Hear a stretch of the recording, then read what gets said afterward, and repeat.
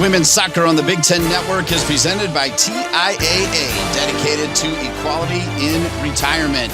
Beautiful DeMartin Stadium, home for the biggest match of the year. Both teams at 3-0-1 in Big Ten women's soccer, and it's a rematch of last year's Big Ten Tournament Championship game. Number 4 Penn State and the Michigan State Spartans. And good afternoon, everyone. Dean Linke, delighted to be joined by former Wisconsin Badger Joanna Bromley. A massive game and a big move for Penn State. Last year's superstar at 6, Corey Dyke, has been playing center back. She's back at the 6 today. She's back at the 6 today, and she's right next to Ava Alonso. They are quite the duo, and they're going to make it up and down the field. She's going to be key in protecting that space in front of the back line and had a killer goal against Nebraska. Her set piece game is on point, knocking it right into that upper 90. On the Michigan State side, we've got freshman Bella Najera, number 23. Now, I love a confident freshman, Dean. She has made an impact and appeared in every game so far this season. She earned herself Big Ten Freshman Player of the Week 2 weeks running. She's a technical player. She's great in combination play and lethal in front of goal, knocking down 5 goals already this season. She plays for Michigan State, where Jeff Hostler led the team to a 9-0-1 record in the regular season. Penn State won the Big Ten Tournament Championship game against this team. It's Penn State, Michigan State, coming up next.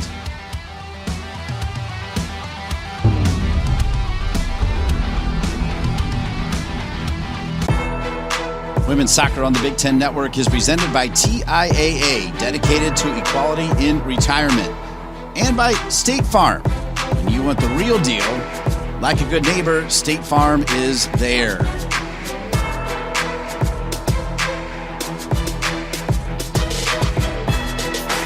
DeMartin Stadium, East Lansing, Michigan. Number 4 Penn State, unbeaten on the season, taking on the Michigan State Spartans, the true surprise across the nation a year ago, and they are keeping it going. In fact, Jeff Hostler says he hopes that this becomes routine, that this game means so much. Here's the starting lineup for Erica Dombach and the Penn State Nittany Lions.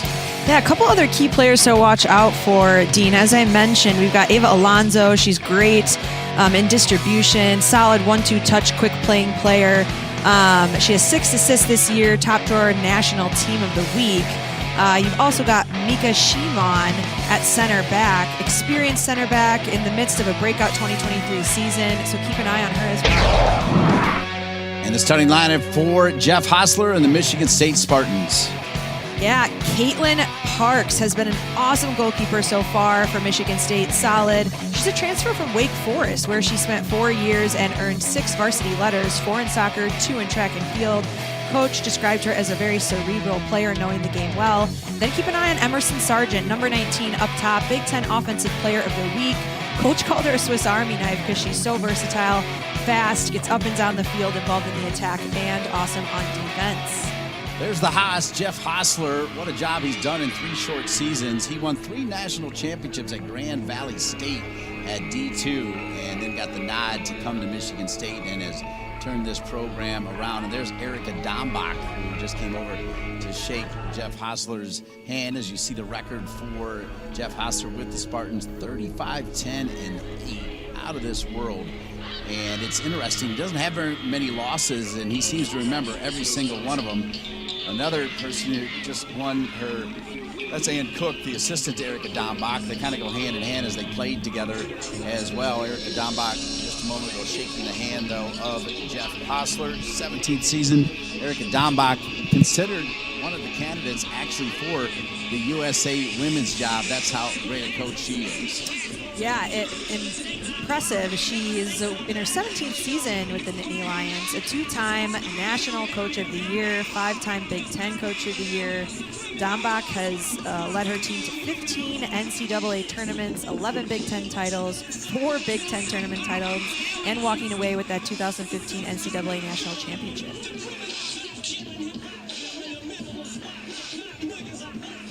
Last year, Lower.com Stadium, Columbus, Ohio, the home to the Big Ten Tournament Championship game, a 3-2 thriller, a back-and-forth affair that Penn State won, and it was the only loss that Michigan State suffered in Big Ten play. See, Penn State leads the all-time series 25-6-0.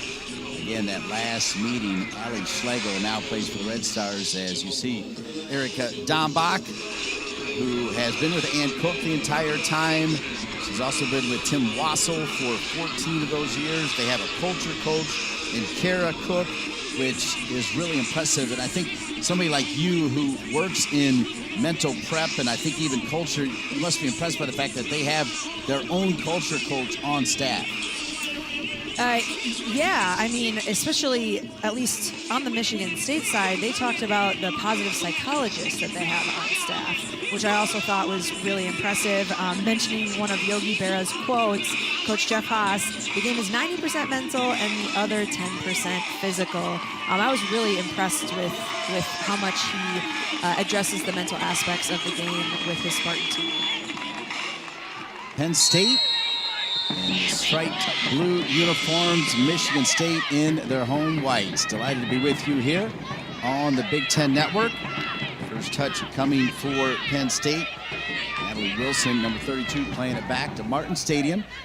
Great to be alongside Joanna Bromley. It's her maiden name when she starred for Paula Wilkins as a holding midfielder. Violet fouled up there. You see navy blue Penn State, Michigan State in white. What a gorgeous day. ESU already knocking it around quickly here. You'll notice they're fantastic at moving the ball, playing in 1 and 2 touches. A lot of the players do a great job at positioning their body forward so that they can play quick balls forward in those 1 and 2 touches. It's Corey Dyke, who already got a touch. Peyton Linehan, who Erica Dombach said has made the strides necessary to play at the next level. Good little flick. And this is sent across here by Linehan into the 18. So Jeff Hostler already realizing that with the health of Aggressive better, Corey Dyke moving into the 10, or into the 6 rather, and she's not played there this year. That one's sent across by Wiesner, who has been outstanding. Wiesner in the NCAA tournament last year had 3 assists in a 4-1 win over West Virginia. Wiesner has been a longtime member of the U.S. Youth National Teams, really hadn't been healthy until last year, and was incredible in the Big Ten tournament, and now is ready to make the next step. Will be her final year. She has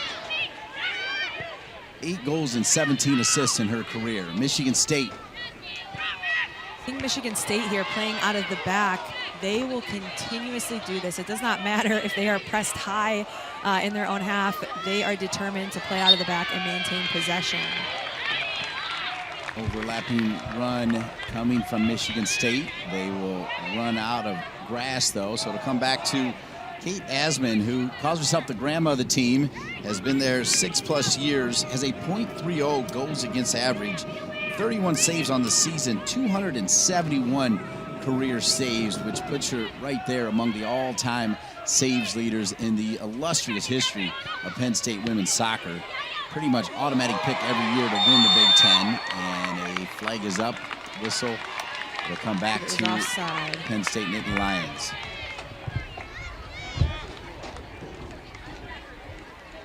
Good positioning there for Jordan Wickus, just getting that Penn State center back on her back to be able to flick it on.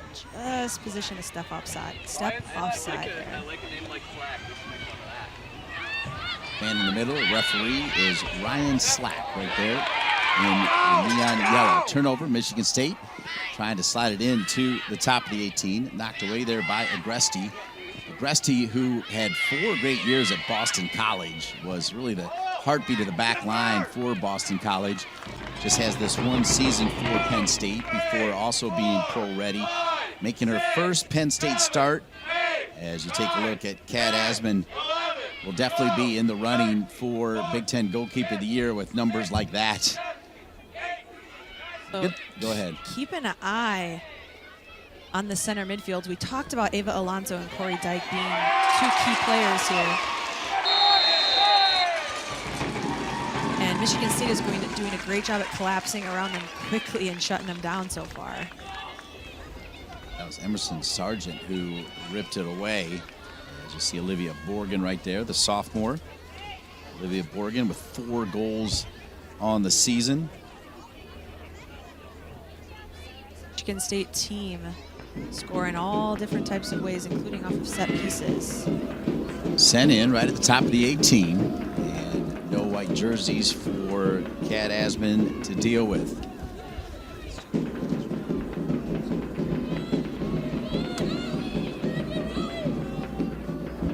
Good high press here from Michigan State.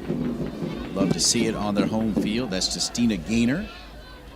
Both the Gaynor sisters, highly respected, not only by Jeff Hostler, but I feel like by all of the Big Ten coaches, as a key reason for Michigan State to have such a breakout year a year ago, go out of bounds off of Wickus. Mentioned the high press, Dean. That was one of the things that Jeff Hostler talked about his team needing to do to walk away with this W today, is getting numbers around the ball, putting pressure on them quickly, trying to keep them from transitioning into an organized attacking shape. And in these first 5 minutes, they've done a great job at it. What a season it's going to be for the Big Ten. This is, without question, the biggest game of the year so far as they lead the league here. One bounce in, little flick over, Penn State will score!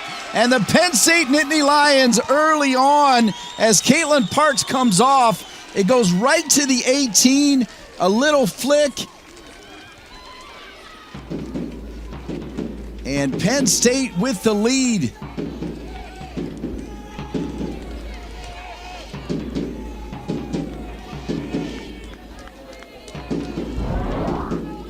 Yeah, impressive here. Getting her head up, just popping that ball right over the back line. All she needs is a touch there, and she gets it. Popping it over the keeper's head. Yeah, Peyton Linehan with 5 goals. How about Erica Dombach? Before we could even say goodbye, said Peyton Linehan is having a breakout year. So she now has 29 goals in her career. The Maserati, as Erica Dombach calls her, Peyton Linehan, has made it 1-0 Penn State. And Ava Alonso, again, when she is able to face forward, she is a threat. So Michigan State needs to get pressure on her, especially when they're in that attacking half. Dropping that beautiful ball right in behind the Michigan State back line. Jeff Hostler already going to make a change, bringing in number 26, Mimi Hallier. As Mimi Hallier, a freshman from Kansas, coming into the game.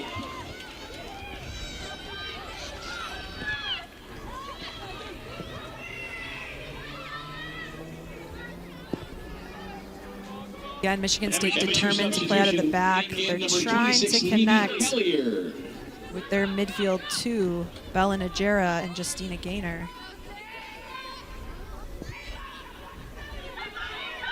Interesting to see what he wants to do with Hallier, as here's Najera. He spotlighted her in the open. 5 goals and 1 assist in her rookie campaign. See how Michigan State responds.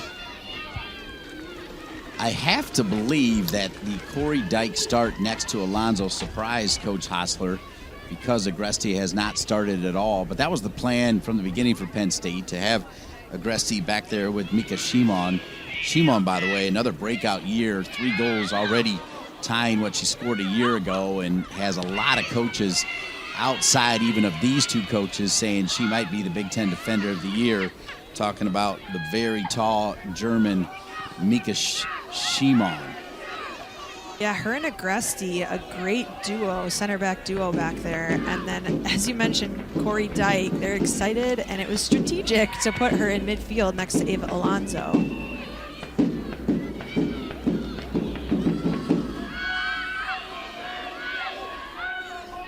Corey Dyke, the ultimate team player, had pretty much said, put me wherever you need me. Now that everybody's healthy, she will definitely tell you that, of course, everybody, even like you, loves being in the midfield, so she prefers being one of the pivot players in the midfield. See how Michigan State deals with that. This will come all the way back to Caitlin Parks, the Wake Forest transfer. Very cerebral, reads the game right. Good player for Tony DeLuz, the longtime coach at Wake Forest. He has a .80 goals against average with 26 saves. Yeah, coach said she's been killer in conference play so far. She's great at her feet, which is necessary because this team loves to play out of the back. Maggie Illig, who was converted as an attacking player a couple weeks ago when we had Michigan State on the Big Ten Network. It was her first start ever as a center back. She did not play in the 5-0 win over Maryland, where Michigan State in their last game saw 5 different players score goals in a brilliant performance. I mean, they started early and they even ended with a goal right around minute 87 from start to finish, clinical for Michigan State. But Illig is back in there, and Jeff Hostler is high on what she's going to bring. Look there at Ellie Wheeler. Combination of Ellie Wheeler on the right side and Kate Wiesner on the left side. Erica Dombach had no problem saying as Wiesner hits this with her left foot, it might be the best left back, right back combo in the nation with Wiesner and Wheeler. A lot of talented players in this PSU lineup.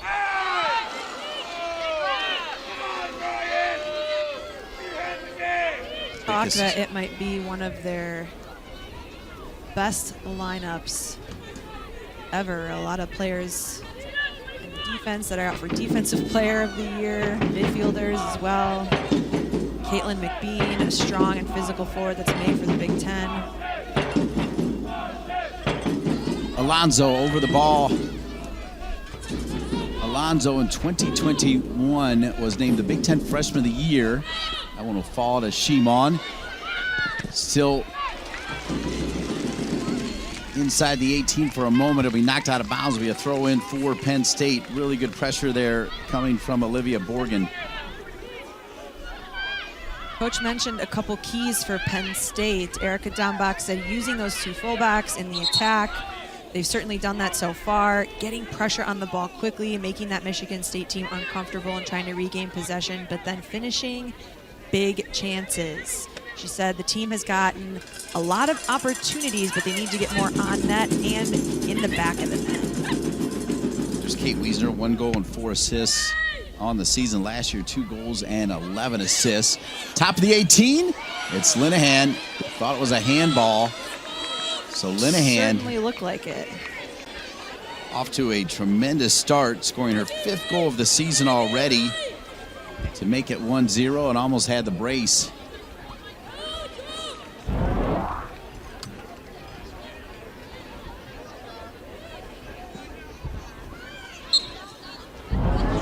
Kind of hard to tell. Hard to tell, yeah, if it hit her shoulder or her hand that she brought in front of her body.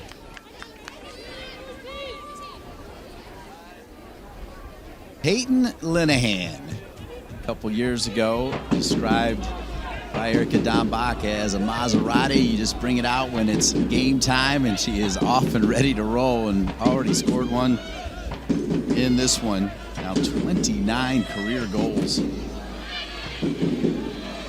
Wilson battles for it.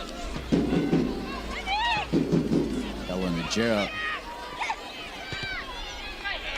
well to win it, and then played out of bounds to Stina Gaynor. All right, there are the keys. You talked about it a little bit. Yeah, we talked about the Penn State keys a little bit. So talking about those Michigan State keys, need to be better on the ball than this PSU team. This PSU team is very technical. They're good at knocking it around. But, you know, Coach talked about maintaining more possession than they do.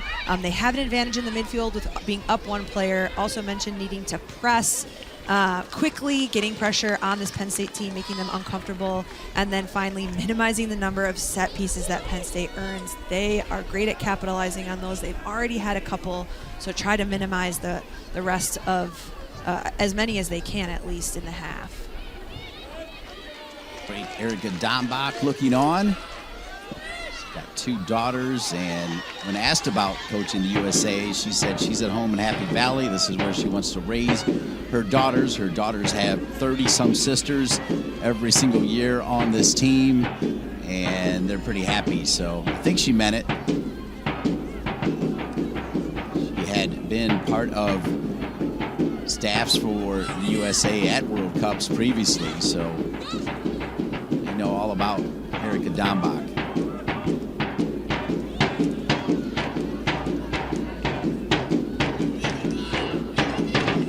State coming off a tie against the Michigan Wolverines. Actually ran into Tori Cribb Fisk, the assistant coach for the Michigan Wolverines, at the Detroit airport yesterday, and she talked a little bit about Penn State. Michigan was thrilled to get a tie against the Penn State Nittany Lions, as Penn State has not lost a game this year.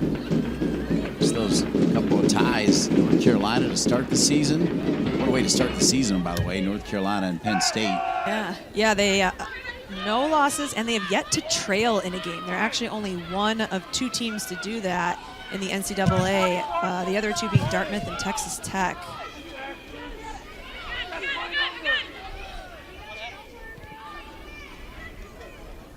Big Ten Plus delivers thousands of non-televised live events, access to next-day on-demand replays, multi-view to watch up to 4 games at once, and a 24/7 channel for your favorite school. There's no Plus like home. Subscribe and stream for as low as $9.95 a month at BigTenPlus.com. You can just see the flags moving just a little bit, but ideal conditions for Sunday soccer. Of course, they play on Thursday. Sometimes you can see a little bit of fatigue on Sunday, but with so much on the line, I feel like this game's going to bring a lot. Here's Wheeler. Not a bad idea. Just not aware that she was going to pop that ball in behind for MSU. A little extra communication there. Corey Dyke, who had his sister Cameron Dyke, who starred for Notre Dame. You'll notice Bella Najera there trying to pinch and refrain from letting PSU go up the middle of the field, trying to force them wide.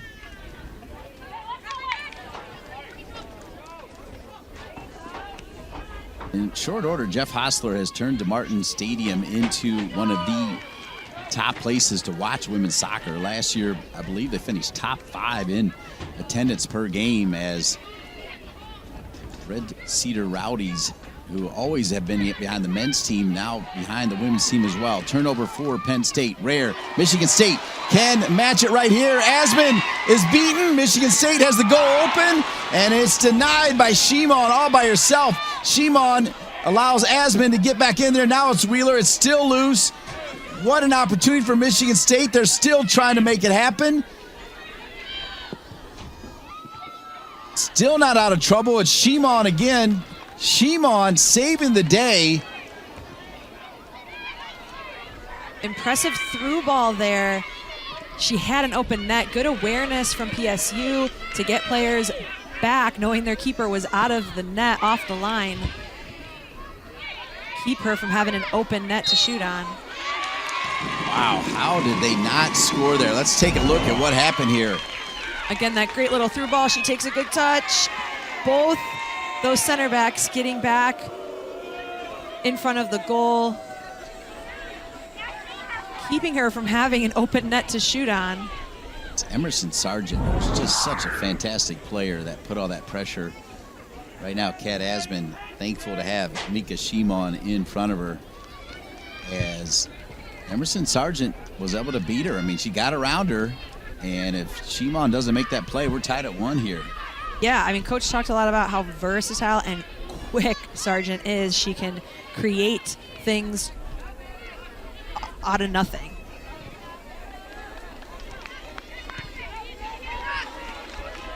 She goes again. Michigan State, Sargent, Wickus in, Wickus still there. Wickus continues to fight, trying to earn a corner kick, and does. Jordan Wickus. Nope, they'll point to the goal kick. Jordan Wickus scored one of the 5 goals in the 5-0 game over Maryland. It's her 5th goal of the season. Yeah, Coach talked about her being a strong player back to goal, deceptive, a goal scorer. I've been really impressed watching her get around the corner in that wide position.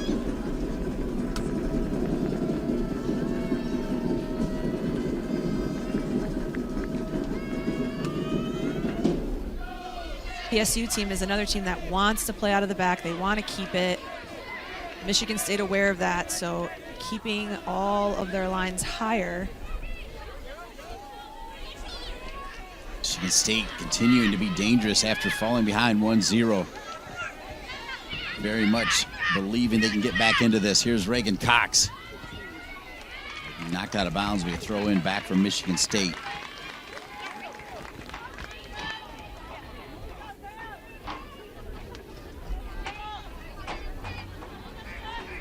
Wickes has it for a moment. Again, you can see those numbers around the ball quickly from Michigan State. Michigan State wins it back. Celia Gaynor. Celia Gaynor, a little give and go with Wickes. Read perfectly again, though, as Agresti will send it long. Smart defending from that Penn State team. They're experienced. She's on the goal side of her. Shimon able to win that and clear it comfortably. Started to mention earlier, it's going to be a massive year for the Big Ten. 4 Big Ten schools were ranked or receiving votes. Penn State leading the way at number 4 in the country. Indiana, Erwin Van Bennekom, what a job he's done at 16. Michigan at 22.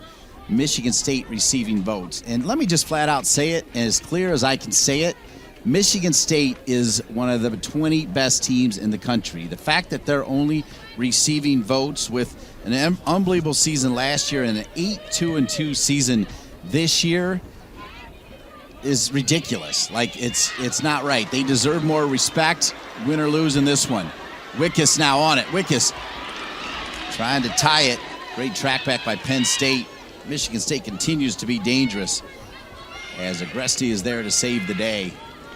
Couldn't agree more. They have a kind of prove-it mindset. They want to prove they're one of the best. They certainly are, so they're showing up with an edge.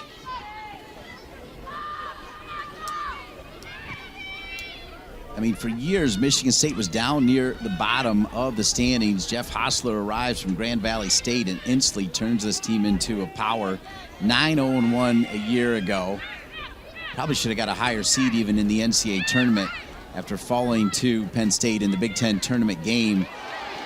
But it is time to be heard, and they deserve the respect as one of the top 20 programs in the country with a ton of great players, including number 15, Celia Gaynor, who, along with her sister, transferred in from Butler. They really do it all for the Michigan State Spartans.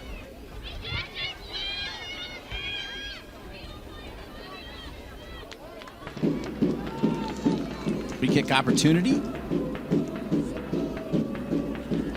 Most of those Michigan State players lining up by that far post. Looks like she's probably going to drop it over.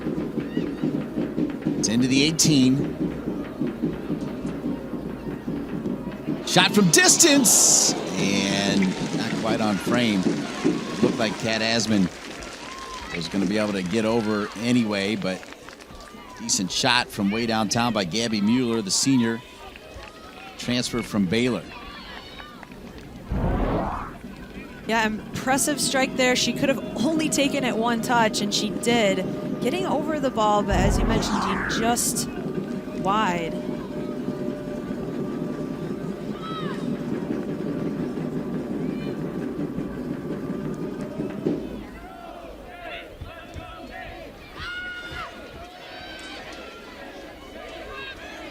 Middle of the field. A little bit of a push there against Dalton. Referee plays advantage. Michigan State keeps it.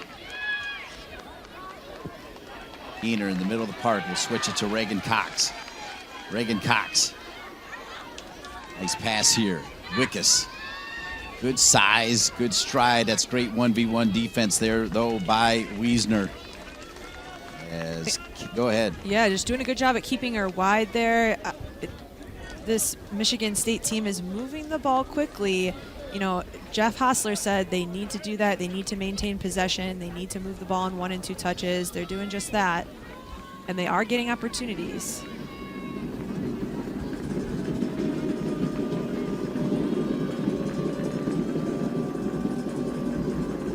Wiesner, a captain along with Corey Dyke and Kat Asman. Talk about 3 phenomenal leaders that get it done on the field and off the field.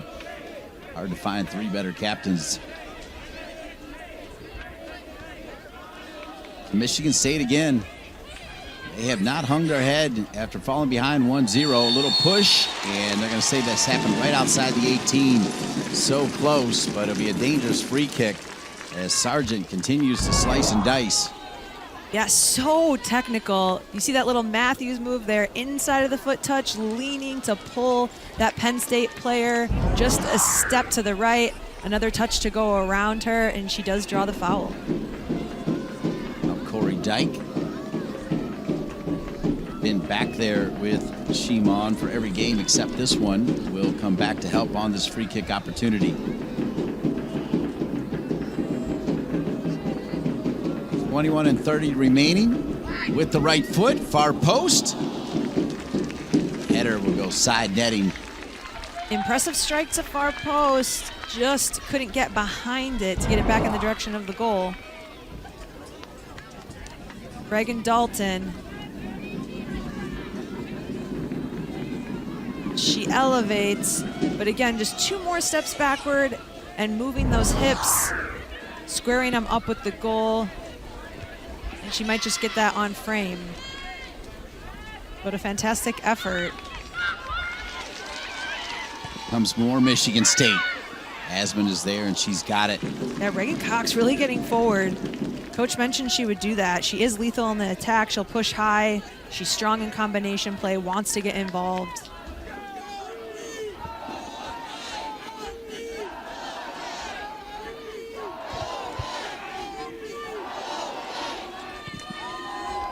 Asmund with the left foot. 4 shots for Penn State, 3 from Michigan State. Alonso, Spaniard. I mentioned that amazing season in 21 where she won the Big Ten Freshman of the Year. Here's Wiesner. Wiesner loves to cut in and use that right foot. Yeah, Wiesner looking for Alonso and Corey Dyke there, but again, Michigan State is doing a good job at keeping numbers around them. So she takes it herself, and a good look. Taking that touch towards the inside, drawing that center back out a little bit, finding the net with her eyes, but just not quite able to get it on frame. Wiesner's ability to go from left back all the way into the 18. As you see the shots, 5 for Penn State, 3 for Michigan State. Turnover here, and 2-0. A perfect finish there by number 14, Caitlin McBean. And Penn State with the high press has made it Penn State 2, Michigan State 0. Caitlin McBean, her 3rd goal of the season and her 6th goal of her career. I mentioned it earlier, Michigan State wants to play out of the back. They're even quite stubborn about it, but Penn State, knows that.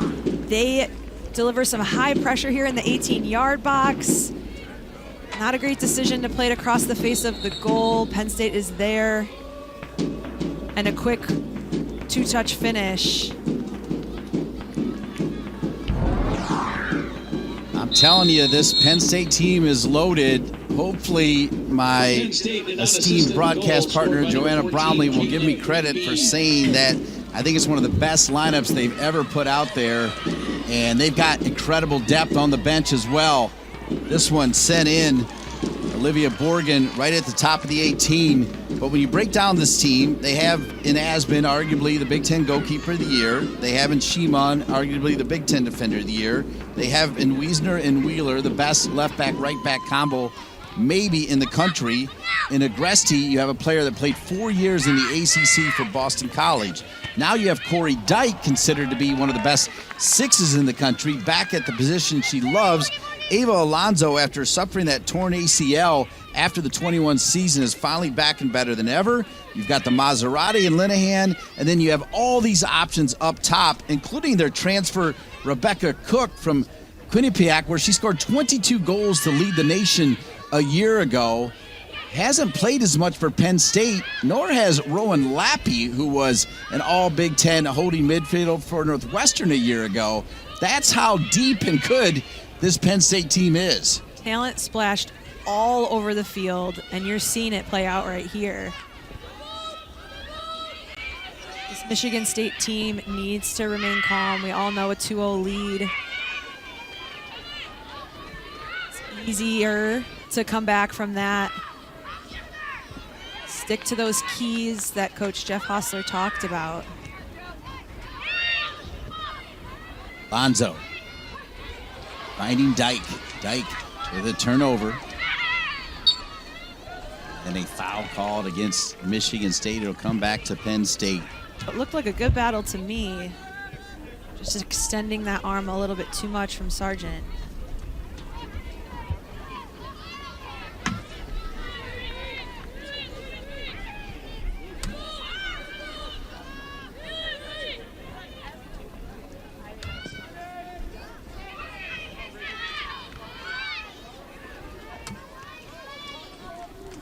Spartans trying to go through their freshman, Bella Najera. Mentioned already at the top of the show with those 5 goals and 1 assist. The freshman who played for Eclipse, a perennial youth power. And you see Reagan Cox getting forward there, looking for it to break that final line of defense. And she earns a corner kick for Michigan State.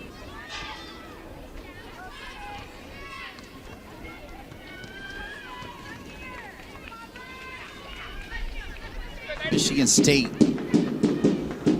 try to pull one back. Corner kick for the Spartans. Knocked away first by Penn State. Kept alive here by Michigan State. It's Gabby Mueller. That is also going to go out of bounds. Thursday, more women's soccer comes your way when Northwestern clashes with Wisconsin. Live coverage begins Thursday at 8 Eastern, presented by TIAA, only on the Big Ten Network and the Fox Sports app. Northwestern, Michael Moynihan. Wisconsin, Paula Wilkins. All they do is win as well. I mean, Paula was your coach. I am telling you, even when her team is decimated by injuries, she finds a way to win games and almost is an automatic for the NCAA tournament. When they don't get in, I feel like it's not justified. They're always right there. Yeah, they have a deep bench, a talented crew, an experienced coaching staff. All those things help. They're versatile. I mean, I've seen Coach Wilkins play a lot of different formations. Julia Rach has come in for Penn State, a redshirt sophomore from Camp Hill, Pennsylvania.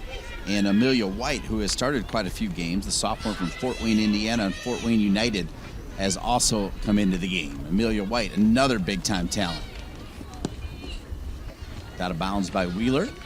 Penn State executing this game plan and getting numbers around the ball quickly, getting pressure on Michigan State. You can see they're working hard to keep them on this side of the field. They're compact.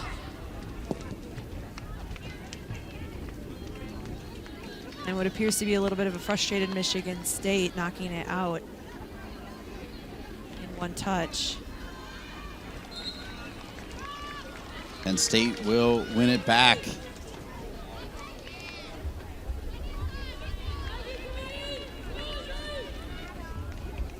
State once again selected to win the 2023 Big Ten Conference Women's Soccer Championship. That was released several months ago. Defending Big Ten Tournament champion Nittany Lions have been chosen first in every Big Ten preseason coaches poll since 2003. As this one is played forward, White will drop it over to Wiesner. Good tackle. You're seeing, though, as you had in the keys, the fullbacks getting forward. Wiesner all the way forward. Dyke's going to switch the point of attack. Yeah, good read from Reagan Cox there to drop and pinch. On bounce, picked up by Caitlin Parks. As I mentioned, a transfer from Wake Forest.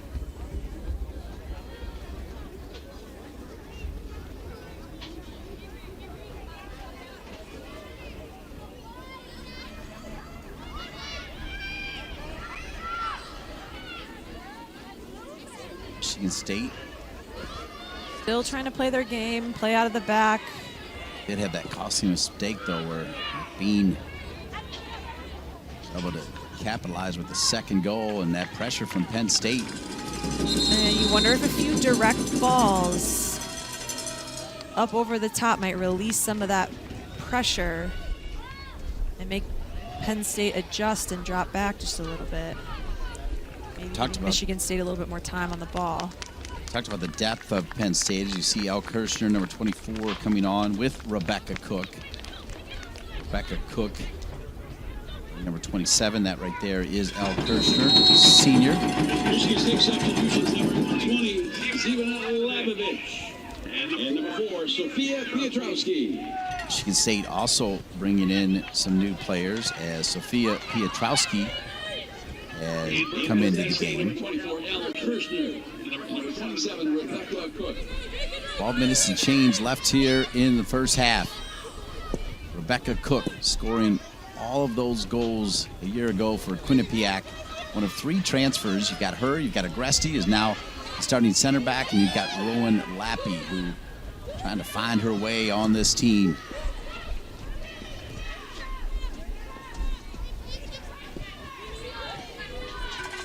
Wiesner, good ball in. Wow, almost finding number 7, Amelia White. Nice ball from Wiesner, who's been really active on that left side. Yeah, beautiful ball split right between Illig and Gaynor. Just a little too much on it and couldn't quite get there before the keeper. Here's the power of Wickus. Wickus cuts it back inside. Wickus. One more cut, and once again denied there by Mika Shimon. She has come up huge, number 25 for Penn State. It's picked back up by Reagan Cox, and she'll drop it out. It'll go out of bounds. I mean, you saw there, you see 5 PSU players diving around here. There's the replay of the Penn State chance. That little split ball between the 2 center backs. Couldn't quite get there.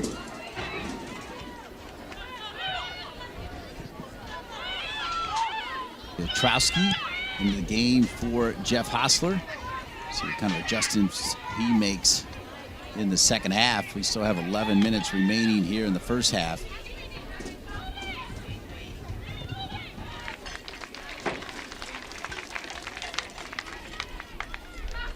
Riley Gleason, who had been starting quite a few games in holding mid next to Ava Alonso, is coming in now for Ava Alonso.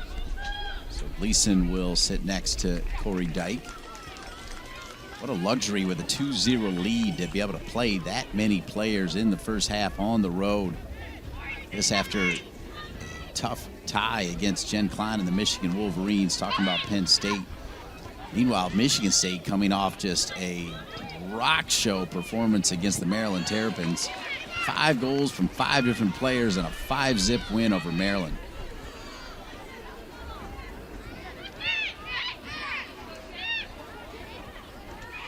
Alonso.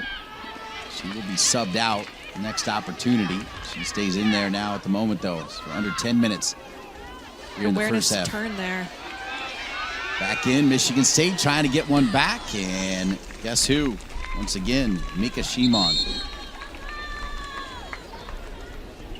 Entering for Penn State, number 35, Riley Gleason.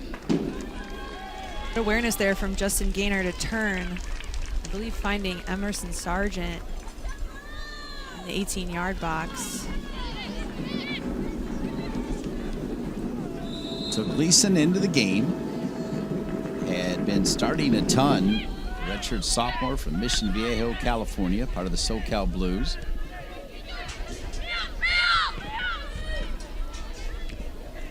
Wiesner played for the Slammers, who just won another title. They won the U19 title. As you watch this Penn State team, most of the time they are taking 1 and 2 touches. They are moving that ball quickly unless they have yards of space in front of them. Cook is in and off the post. Wow, you feel like if Cook gets going, then it's goodnight Irene when you think about what she brought over from Quinnipiac with those 22 goals a year ago. Hustled down in the corner, Riley Gleason. Fantastic through ball there. She battles for that space. Just wide. Michigan State is spending a lot of time trying to keep Penn State out of the midfield. So Penn State has a little bit more time in those wide channels. This press has made it really tough for Michigan State. Directly led to the second goal. Again, you wonder if Jeff Hostler is going to have his team look a little bit more direct to relieve some of that pressure.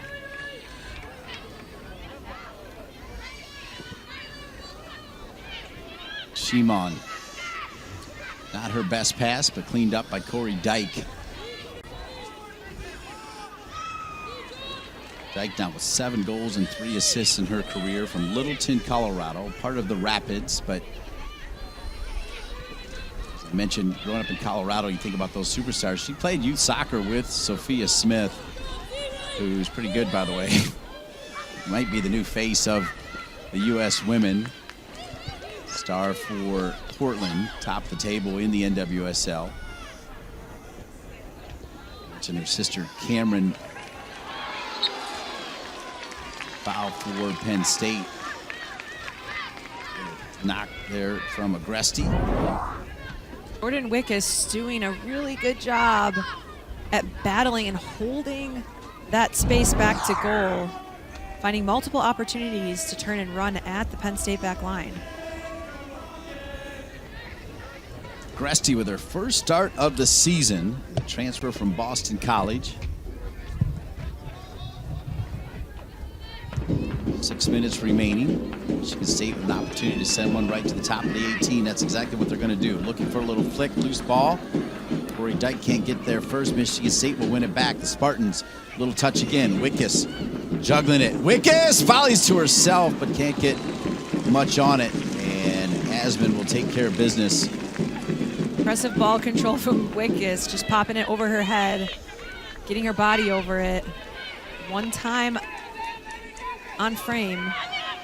Kirshner, not her best ball as it's played back, taken away by Wickus. Wickus going to try to make Kirshner and Penn State play, but Agresti perfect. Wow, Agresti in her first start looking really good next to Shimon.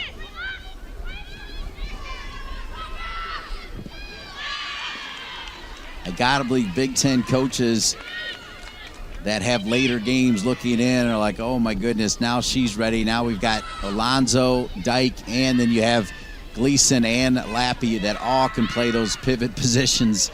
That is a lot to deal with. Michigan State getting ready to make 3 changes here. Down 2-0. Dyke tracking all the way back. We tell this story before, but her grandfather, star quarterback and baseball player at Bowling Green, actually grew up in the little town where I'm from, Tony Ruggiero. He had 2 daughters, Annette and Reggie. Annette had 2 daughters, Corey and Cameron. They starred. Reggie had 5 daughters. One played at Ohio State, one played at Toledo, one played at St. Mary's. All 5 of them played either soccer, field hockey, or volleyball collegiately, plus the 2 Dyke sisters that played at Notre Dame and Penn State. Bunch of slackers. Bunch of athletes. Incredible family. Penn State is finding that through ball between the outside back and the center back, often on that right side.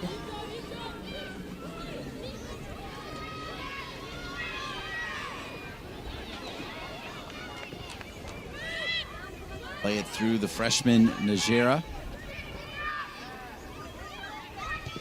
Penn State, like Michigan State, making a lot of subs here in the first half. Kirshner will track back to win it. Jordan Wickus is certainly working her butt off up there.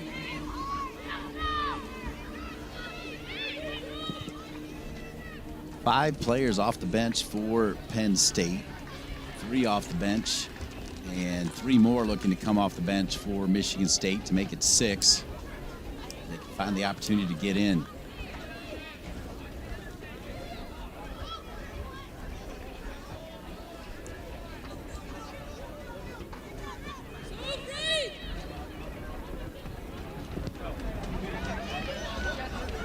Middle field there's Rach. Leah Rach, Camp Hill, Pennsylvania, played for Eagle FC. Wiesner, that's your left back. Nice. 1-2 combination play, up back through. Here's a shot, and not on frame. Wheeler. Subbing for Michigan State, number First game of the season before North Carolina, I actually said to Erica Dombach, I said, Erica, you know, I don't think we've been giving Wheeler enough love. We have talked about Corey Dyke, we've talked about Wiesner, we've talked about the players that left, and Schlegel, who had a couple in the 3-2 Big Ten tournament game. Before that, it was Sam Coffey, and Ellie Wheeler deserves the credit, and Erica's like, I could not agree more. And she also said she's now pro-ready, as she pretty much went through the entire starting lineup and said pretty much almost all 11 are going to be able to play professional soccer, which is exciting because there's so many more opportunities, right? The NWSL is getting bigger and better. They're going to have the USL Super League. And then overseas, it's been a whole different level. There's never been a better time for women's soccer. Agree more. And again, as you said, Ellie Wheeler, talented defender, quite the athlete. She can and will dribble out of pressure, as you've already seen in this game.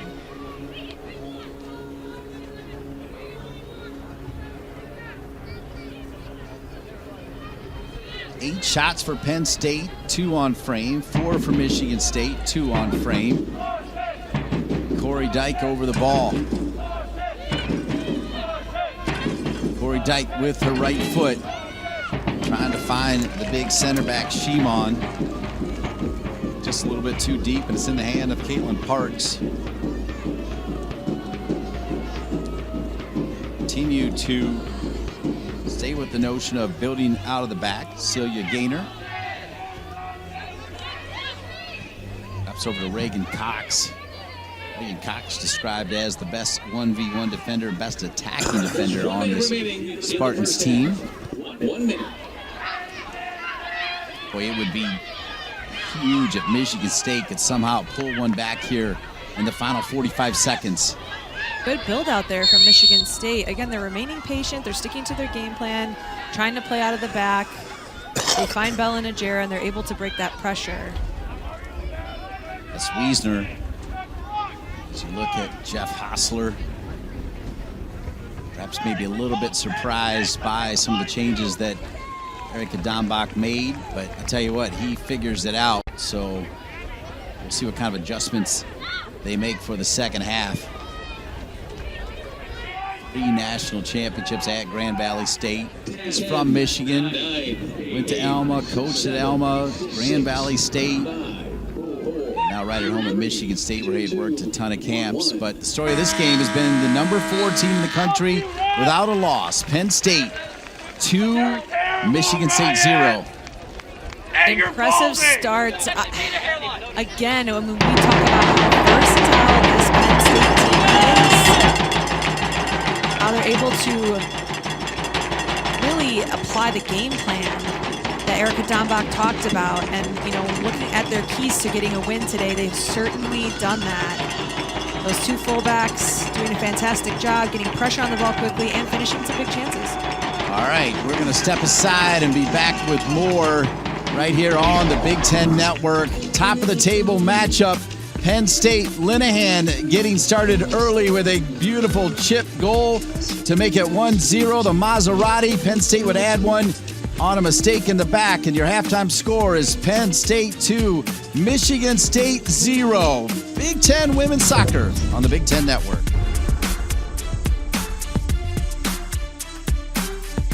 Welcome back to DeMartin Stadium. Beautiful day for soccer, and the number 4 team in the country, unbeaten at 9-0-2. The Penn State Nittany Lions, with 2 first-half goals, lead Michigan State by a score of 2-0. Both these teams sitting in first place in conference play with 3 wins and 1 tie. Both these teams, of course, met a year ago in Columbus in the Big Ten Tournament Championship game. Michigan State got off to a great start. They didn't lose a game in the regular season. And then Schlegel found right in front for Penn State, McBean. And Schlegel, who's now playing for the Red Stars, would rock one home again. She was incredible.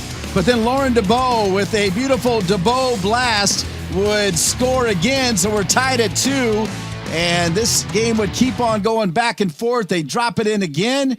Schlegel, fearless, and the Dennis Rodman of the Penn State Nittany Lions would give Penn State the 3-2 win in the Big Ten Tournament Championship game. Yeah, you see him there in the Big Ten Tournament Championship game. A fantastic game if you didn't catch it. Another title for the Penn State Nittany Lions. We'll be back with more here on the Big Ten Network with Penn State leading Michigan State by a score of 2-0.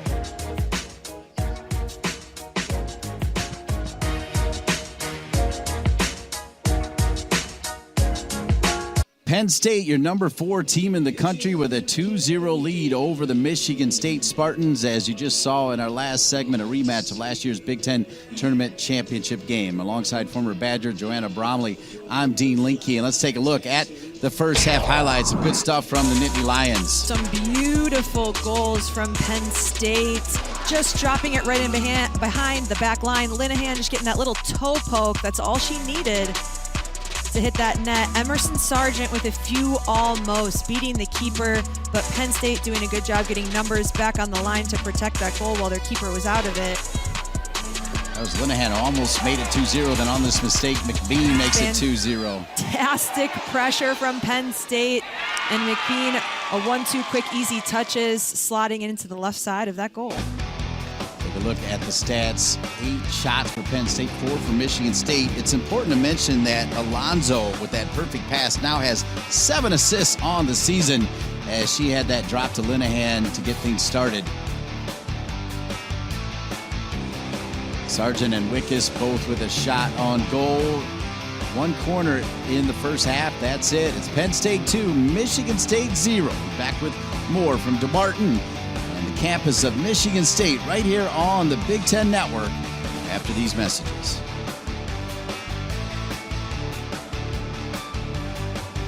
Halftime in East Lansing DeMartin Stadium. Penn State with a 2-0 lead over Michigan State for what are the top 2 teams right now in the Big Ten. I want to remind you that next weekend you can stream women's soccer live on Big Ten Plus when the Spartans square off with Michigan in a rivalry showdown and the Nittany Lions host Ohio State.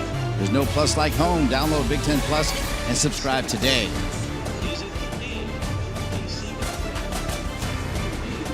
Penn State with a 2-0 lead at the half. When we come back, we'll start the second half from DeMartin. We'll see if Michigan State has the answers.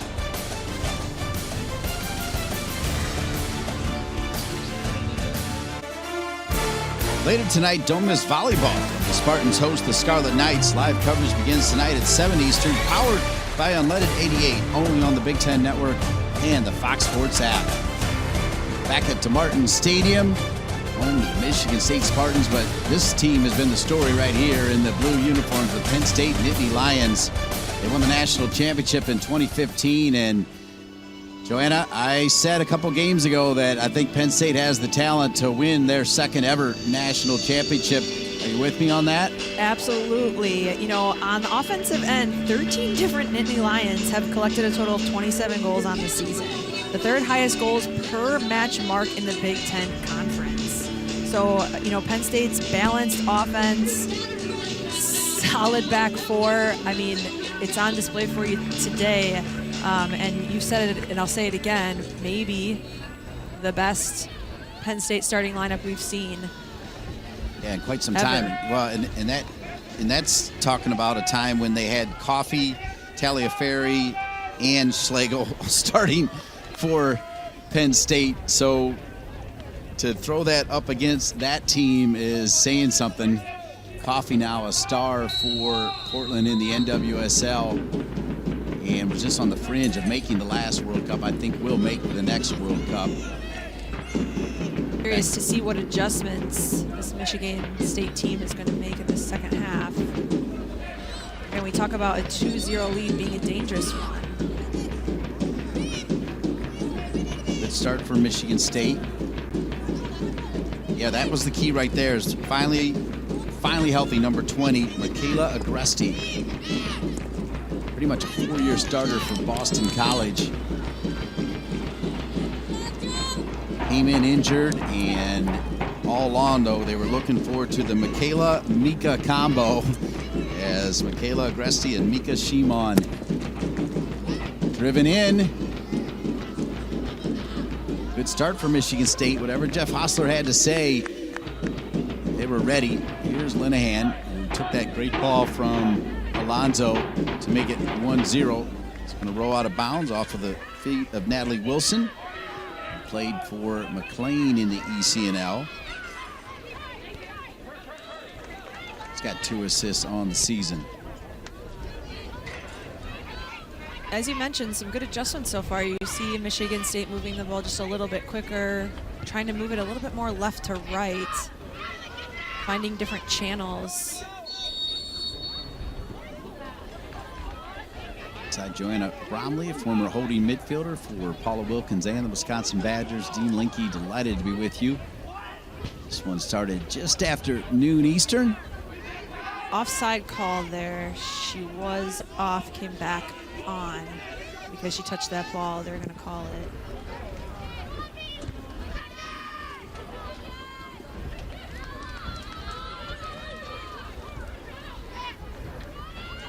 One in the midfield. That was actually one of Jeff Hostler's keys, that solving the midfield puzzle. And of course, I don't think knew that Corey Dyke was going to slide back into the midfield. That changed the whole dynamic. So I got to believe that was a lot of what he had to talk about with his team.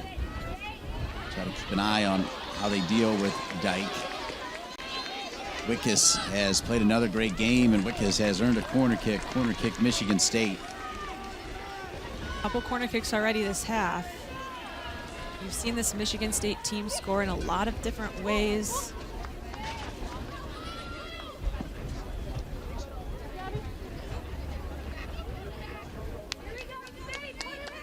Here's Jeff Hostler. See the games coming up: Michigan, Indiana, Rutgers, Illinois, and Iowa. Jeff Hostler firmly believes that he can have his team back in Columbus again for the semifinals and perhaps even the final. Maybe not as the #1 seed unless they can somehow climb their way back into this game. Certainly look good here to start the second half. That is deflected, and it'll be yet another corner kick here early doors of the second half for Michigan State. Played that last corner short. Tough to get a good look on goal with a packed 18-yard box. Looks like she's going to send it far post. Wickus gets her head on it, but it's cleaned up there by Kat Asman. Career high 84 saves last year. Yeah, it's just one save in this game. Just doesn't have to make as many saves because her defense in front of her, I mean, every line is so good.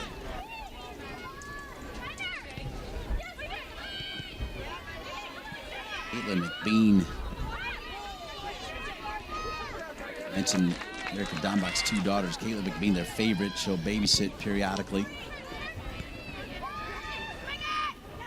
Linehan plays it to Dyke. Dyke's angled ball kept alive. Wiesner, a little bit too ambitious, and one back by Michigan State. Linehan, oh, good idea. She was thinking one thing, a given goal right there with Caitlin McBean. She was off to the races. Instead, Michigan State comes the other way. The Spartans looking to make that last pass to Wickus, but it's Wheeler. Wheeler turns it back over. Now Gaynor. Gaynor back on her right foot. Can't get a whole lot of mustard on it. Michigan State doing a better job at moving the ball through midfield, maintaining possession, but again, an organized Penn State back four, dropping, pinching, and preventing any passes getting slotted in between them. What an amazing effort by Asman to avoid a corner kick right there. Diving right at the edge and keeping the ball in bounds. Tremendous goalkeeper, tremendous leader, oldest player on the team. Again, go ahead. No, you'll notice with that organized Penn State back four, what you'll see is that this Michigan State team is having to find opportunities by going around. So that's what's resulting in a lot of these corner kicks and play towards the end line. Jeff Hostler's team trailing 2-0. 6 minutes in.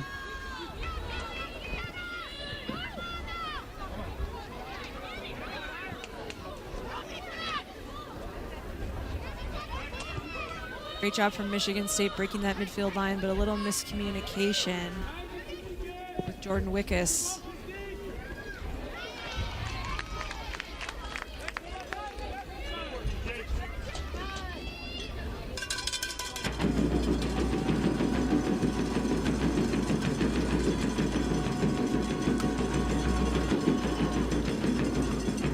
Throw in for Wheeler.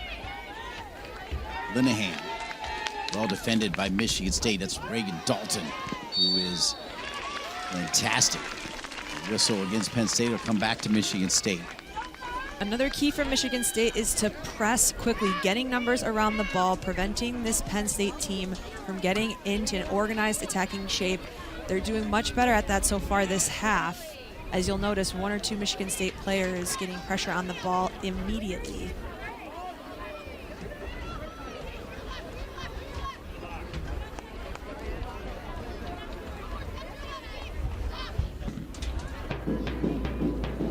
Michigan State with a free kick opportunity. Another chance to get it into the 18. That's what they'll do. Headed away by Agresti. She has been as advertised. Gabby Mueller will win it back from Michigan State. Mueller dancing with it. Mueller down near the end line.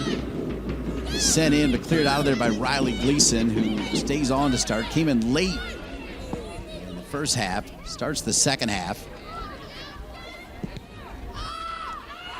Michigan State struggling to get it beyond that near post there.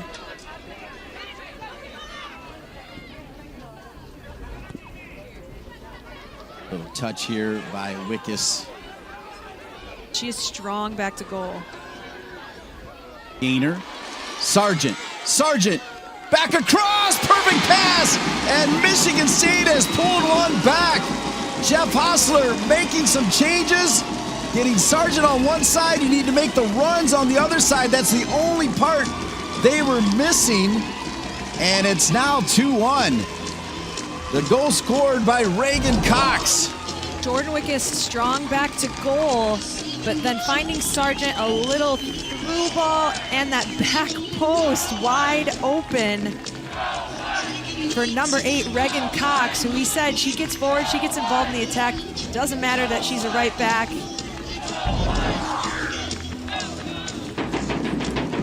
Second goal of the season for the former transfer from Arkansas. Best attacking defender. Didn't see it earlier in that play, but Jordan Wickes had the ball at her feet. She drew that Penn State back four in towards the middle of the field. They're trying to protect that goal, which opened up that wide space for Sargent to attack and slot that ball across the middle of the field for Reagan Cox. To have an injury on that play, so this will serve as a hydration break. Michigan State pulls one back. Michigan State, a magical ride a year ago as they went 9-0-1 to capture the regular season. This was the celebration of the regular season title. What was fascinating is Jeff Hostler said that some of the older players had no idea that they even get hats and trophies and stuff to win the regular season. It just wasn't part of their DNA. And so he said, as they're getting ready to beat Ohio State, just so you know, we're getting ready to win the regular season, and they all were in shock together. Yeah, they had no idea until the last couple of minutes when he turned around and he mentioned to the bench, hey, by the way, we're carrying home the title. The man on the left, Nick Whitley, you can see him right there holding the number one hand up. He was the intern SID for Michigan State. He is now the SID for Penn State women's soccer. His intern, Maggie Hudson, is now the Michigan State SID. Both of them doing great work. But Erica Dombach, as you see, Jeff Hostler said one of her biggest pickups was also Nick Whitley. Jeff Hostler didn't want to lose him as well, although he's extremely happy with Maggie Hudson. But the ties that connect these two teams are crazy. It's Wiesner, who has battled injuries, too many injuries to count. Such a high recruit, member of so many U.S. Youth National teams, member of that great Slammers program, finally healthy last year. And I think will probably be a top 10 pick in the NWSL draft. That's how good she's been. Yeah, happy to see her walking off the field. Hopefully nothing too serious. All right, so Wiesner is walking off on her own accord. Scott and Mary Wiesner hardly miss a game, the mom and dad. You know, Coach Jeff Hostler mentioned that his team is very process-oriented, taking it 1 minute at a time. That's exactly what they're doing here. Amy, please claim your prize from the marketing staff located under the white tent in the north end zone. Focus on 1 minute at a time, one goal at a time.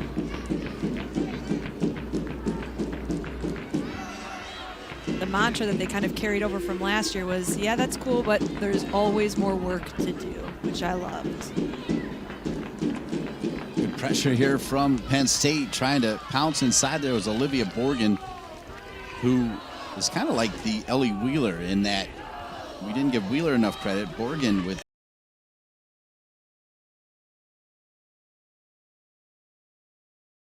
and has been a regular starter all season long.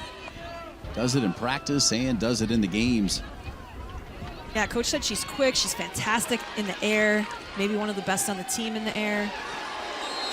It's going to be a foul there from Shimon. Yeah, she'll get that call. A yellow card, too.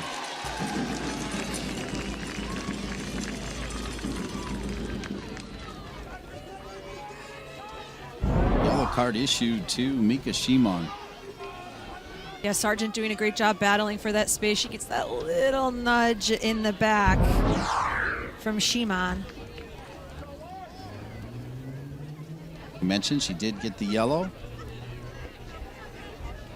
No danger of a red. Agresti was behind her, and I think even Wheeler was back there as well. As you take a look at the fouls, 11 fouls, that's not too bad.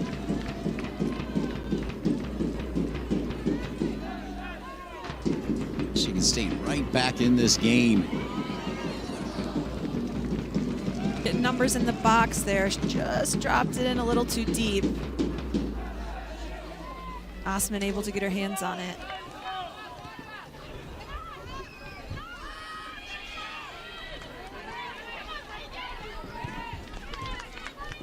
Good support underneath for Michigan State. Again, you see them, they're playing quicker. 1 and 2 touches here.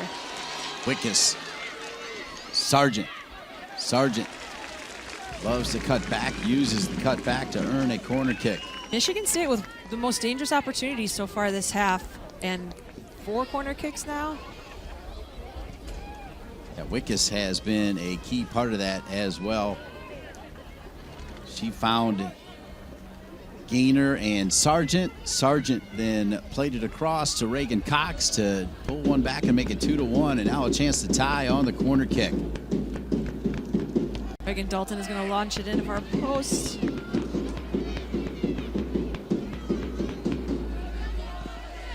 Sent back in by the Spartans, Gabby Mueller.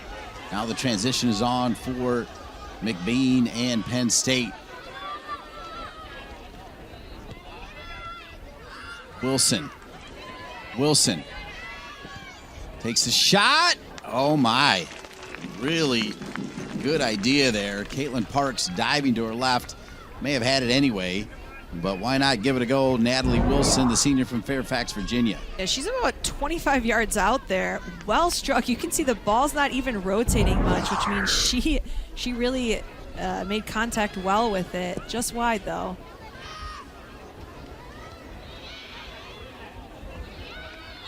Nine shots for Penn State, just 2 on frame. Michigan State has been more accurate. They have answered with 1. It's 2-1 here. High energy defending for Michigan State right now. Again, watch them. They're getting numbers around the ball quickly, putting Penn State under pressure, not allowing them to get organized and comfortable in that transition to attack moment.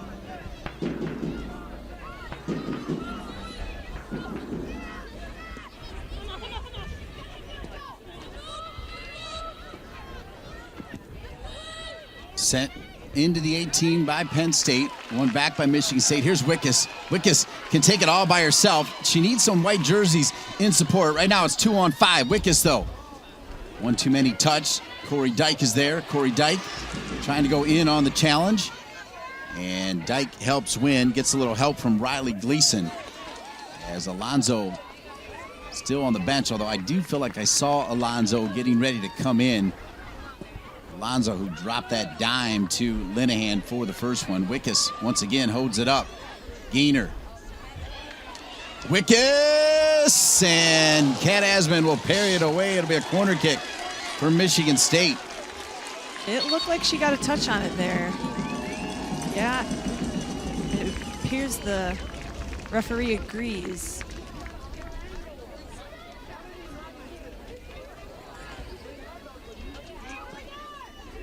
Jordan Wickus, for me, back to goal, has just been brilliant. Holding the ball, her first touch there, beautiful little layoff to give her teammate that opportunity on goal. 5 goals on the season for Wickus, the junior from Brunswick, Ohio, and Brunswick High School. Another corner kick from Michigan State. This one right into the hands of Kat Asman. Asman with 3 saves on the game. Caitlin Parks has not been credited with any saves yet.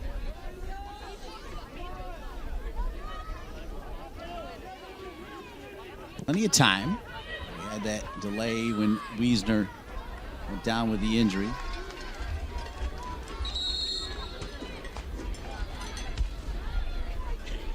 Now Penn State will make a couple subs, as there's Alonzo. Figured that she would be coming back into the game.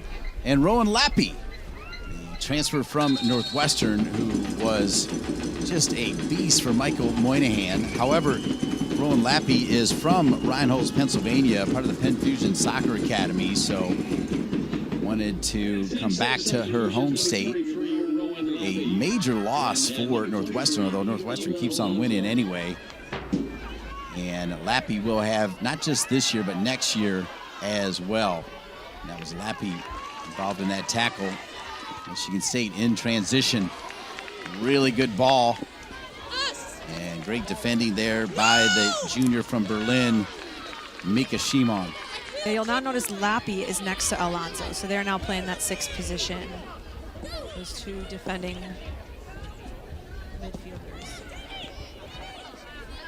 Lappy was the 6'4" Northwestern as well, as this one will go out of bounds.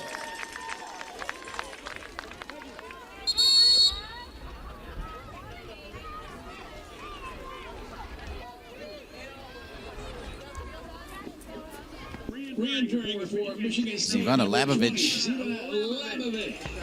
is coming in. They call her Z. So Labovich scored one of the 5 in the Maryland win.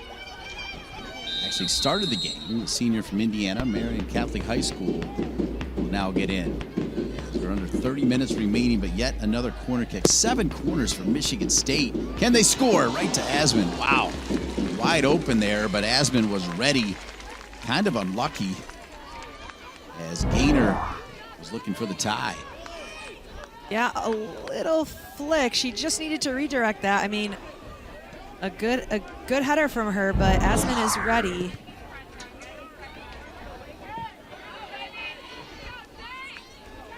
Second balls here in the second half. The majority of them have been won by Michigan State. They have put 1 on the board. See some of the members of the Red Cedar Rowdies, the great fan base for both the Michigan State women's and men's team, on the edge of the stands. Michigan State looking for that equalizer. That would be massive. Knocked away inside the 18. One back again by the Spartans. One back again by the Spartans, as the transition looked to be on for a second. A shot from distance from Reagan Cox will go a little bit too high, and that'll be just fine for Kat Asman. who has to feel like the clock is moving like mud right now, right? They had that 2-0 lead. They were feeling good, loving the fact that Agresti was playing great, but as we knew here at DeMartin Soccer Stadium in East Lansing, Michigan, Jeff Hostler would have an answer, and Michigan State has responded. Yeah, whatever he said to them at halftime certainly worked. I mean, they're pinging the ball around a little bit quicker. They're adjusting. They're really applying those keys that he said that they needed to win this game. It feels like they've had possession for really the first 15 minutes of this half and a lot of the almost opportunities. Yeah, those all-important second balls Michigan State is getting to first, so the effort is there. Shots are dead even. Their Big Ten records are dead even at 3-0-1. Went to halftime wondering if Coach Hostler didn't have the answer, as now they're going to, looks like they might issue a yellow card here to Celia Gaynor. Jeff Hostler and the entire bench thought it was a pretty clean foul. It looked fairly clean to me, but we'll see on the replay. She leaves her feet, and I believe she makes contact with the ball first there before making contact with number 12, Penn State, Peyton Linehan. I agree with Jeff Hostler on this one. Me too. I love his approach to the game. We saw just out of the corner there, sitting there is Megan Link, his assistant coach, Gabe Romo, AC Durkaz, Megan Link, a former United Soccer Coaches 30 under 30 member. Penn State going to try to get one back.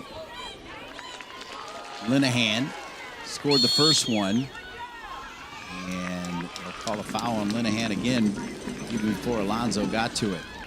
Michigan State doing a good job dropping, adjusting quickly, pinching, that back four staying close, preventing Penn State from dropping any penetrating passes between or through them.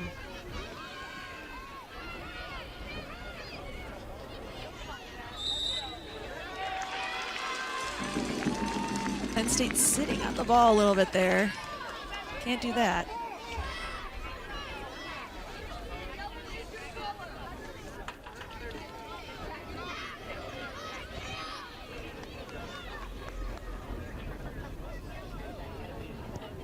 Different Michigan State team here in the second half. They have had some answers for this potent Penn State team. Sargent has the answers against anybody. That's all Sargent. Over to Najera. Najera, the freshman, sitting on 5 goals. Michigan State dominating possession here in the second half as it finds Reagan Dalton. Gabby Mueller. A little touch from Sargent. She was looking to find Cox make that run. More subs coming into the game. Looks like Wickus is going to come out. Kenzie Anthony, another transfer from Baylor. Team with Gabby Mueller, two of the better players from Baylor, both coming to Michigan State.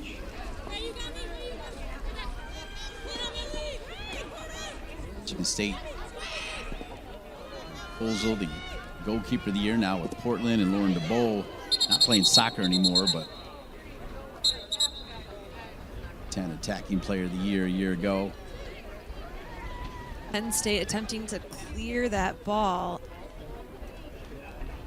This is Emerson Sargent on the grass. She took it right to her chin or her mouth.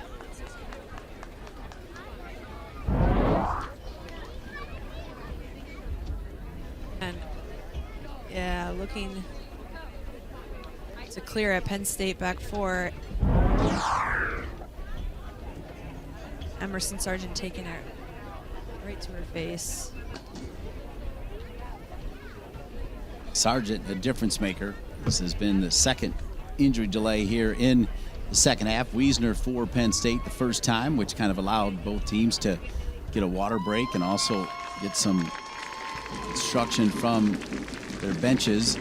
So I think a little bit of blood. So Sargent, she'll be back in the game.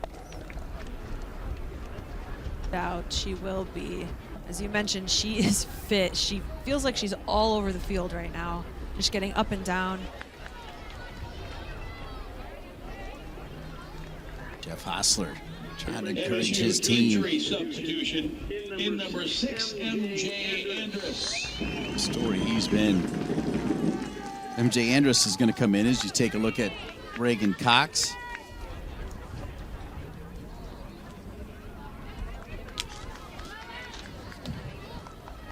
Coming up next, field hockey. The Nittany Lions take on the Terps in a top 25 matchup only on the Big Ten Network and the Fox Sports app. We will get you to the Nittany Lions and Maryland in field hockey right after this one. You might have to start that on the Fox Sports app as we still have quite a bit of time left here in the second half. Yeah, just clipping her heel there.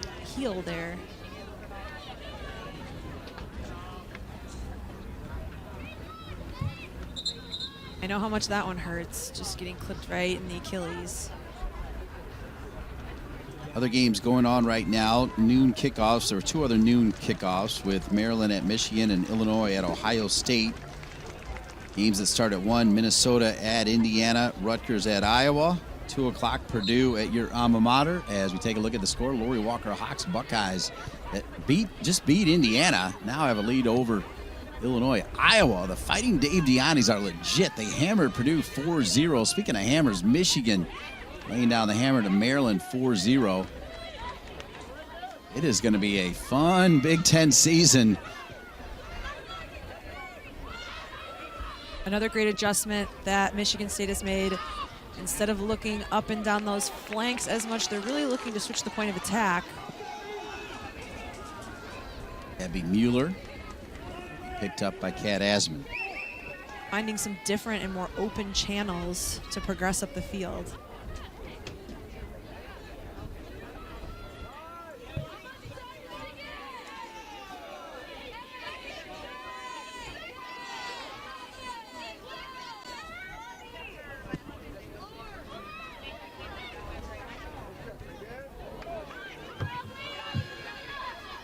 Middle of the park. Almost halfway through the second half. A second half where Jeff Hostler's team has indeed answered the bell.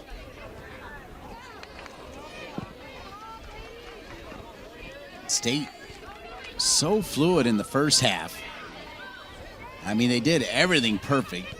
I didn't have enough superlatives for every player. This half, though, a little sloppier, like even the slip right there leading to the foul. Rusty, that was Alonzo rather, who when she was named the Big Ten Freshman of the Year, she was playing a center back. Just tripping over the ball a little bit, Najera, but she gets up quick, tries to respond, gets that push in the back from Ava Alonzo. The Michigan State Spartans have had a lot of set piece opportunities. Can't help but feel like it's only a matter of time before they capitalize on one.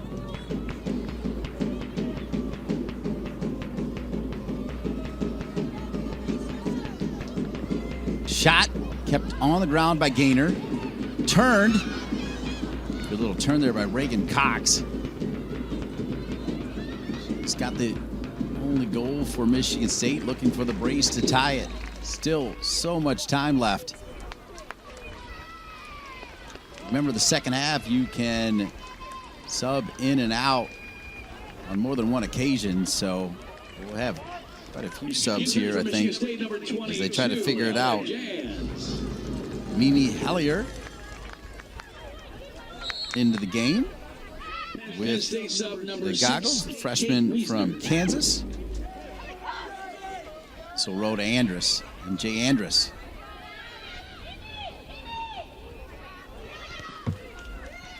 One too many touches there from Sargent. Again, they've really been doing well when they move it quickly.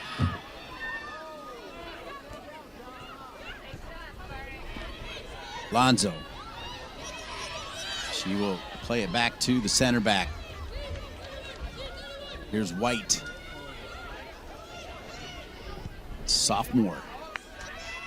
So White taking a couple backwards touches there, which allows Michigan State to get more numbers behind the ball in an organized defensive shape.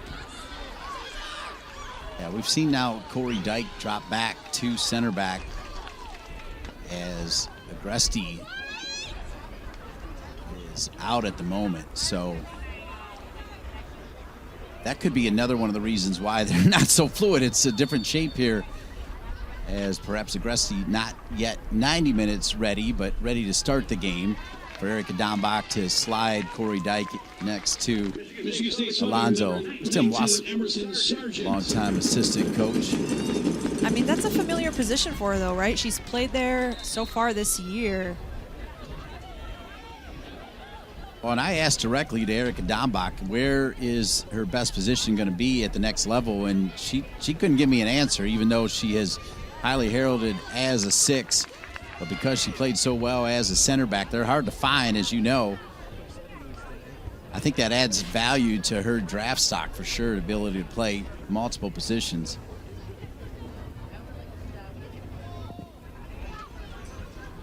We know her ability on free kicks. You saw that wonder goal to beat John Walker's Nebraska team, a really good team.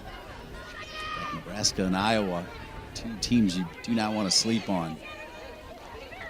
This is better work from Penn State and one of their leaders, Peyton Linehan. She's going to get a card for that one, but it's a smart foul because she slows down Penn State. They had numbers up in that situation. They were going forward quick.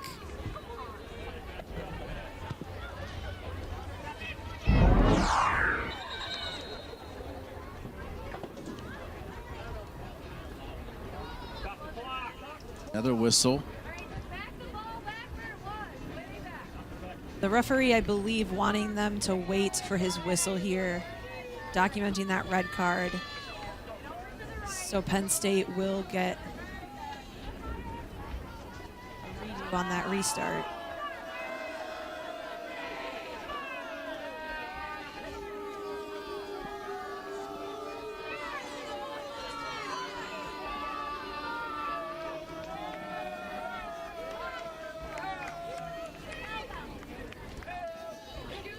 Referee having a little bit of a conversation.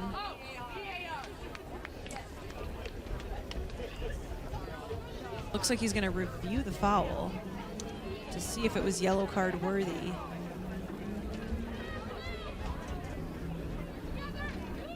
The discipline is one of the, or what's considered kind of aggressive play is one of the opportunities that you can use video review for, and that's what they're going to do right here.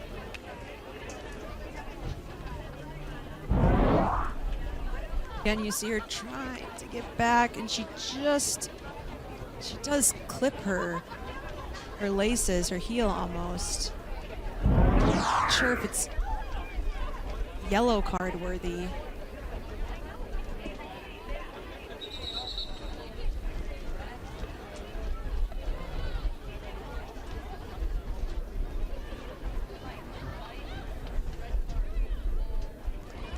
Let's see, after the video review, Linehan was the player that was fouled.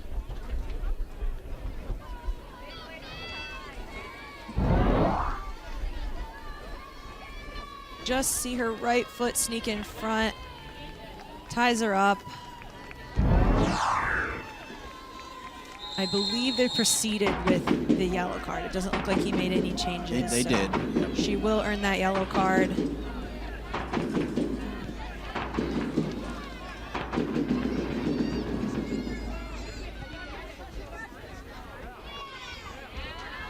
Michigan State doing a good job, again, getting numbers around the ball quickly, preventing Penn State from getting into that organized attacking shape. Sargent back in there after it looked like a bloody nose. She'll play it out wide and earning yet another corner kick. It'll be the 8th corner of the game to no corners for Penn State. So Wiesner also back in there. Wiesner and Sargent, both with extended injury delays, both okay, which is good to see. As we have 18:30 remaining. Right here, White, come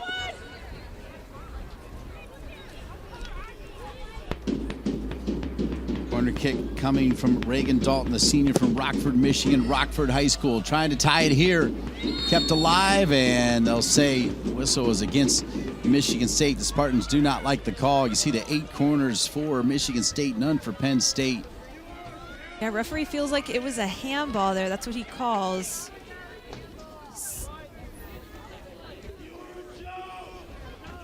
Not sure what the replay would show, but Michigan State disagreeing pretty heavily with that.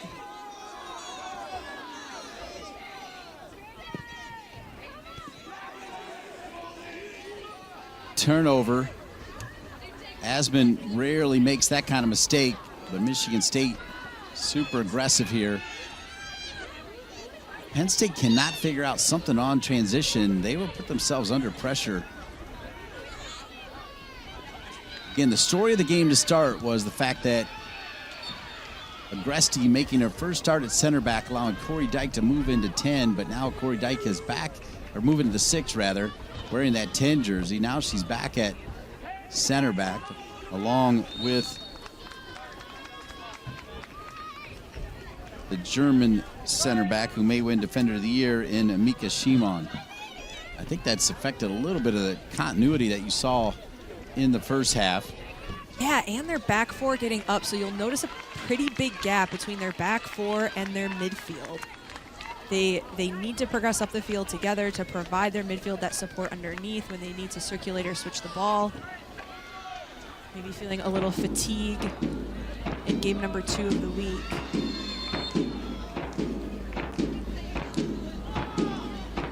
Coming into the game for Michigan State, Ella Jans, who is a freshman from Northville, Michigan, Mercy High School.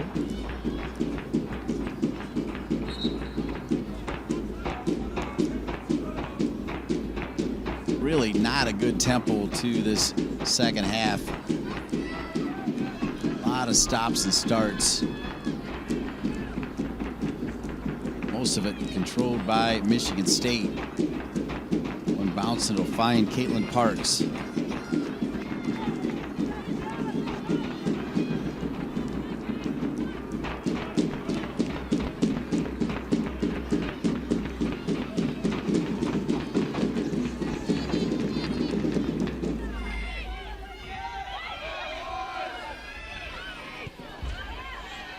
Sargent just so good on the ball.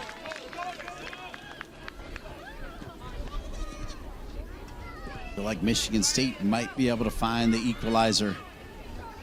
They've been knocking on the door. A lot of opportunities, a lot of set pieces. A good ball here, and I think it's going to be another corner kick. No, they're going to give this one back to Asman. Great work by White, Amelia White, tracking back.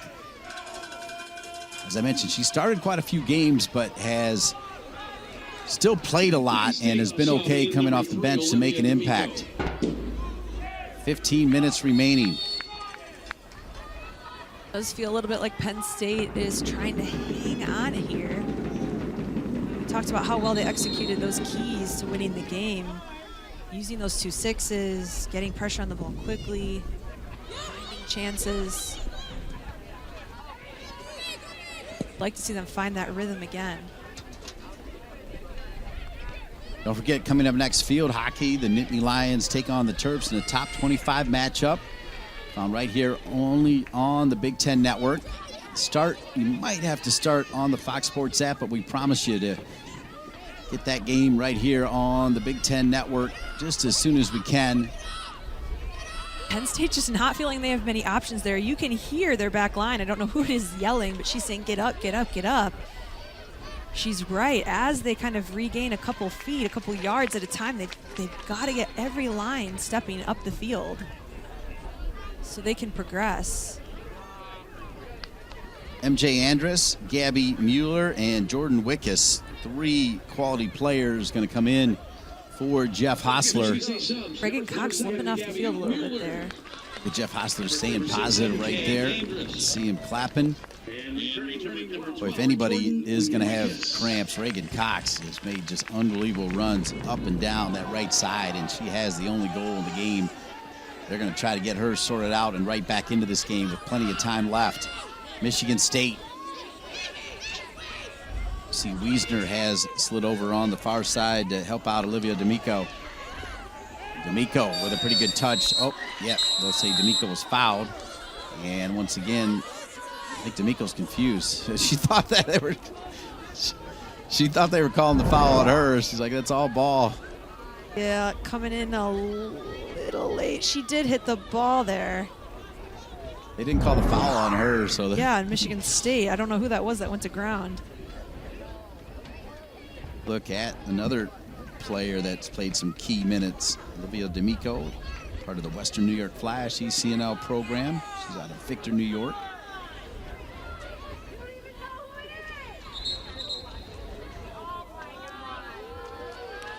Well, now they're going to take another look at it as this referee has The previous play is under review.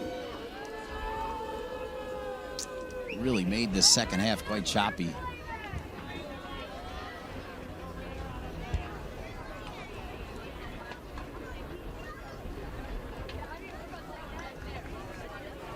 Looked like Olivia went to ground there.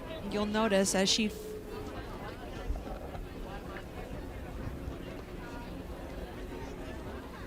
once she falls here and she goes in for the tackle right here, it's just almost as if the Michigan State player just kind of trips over her feet.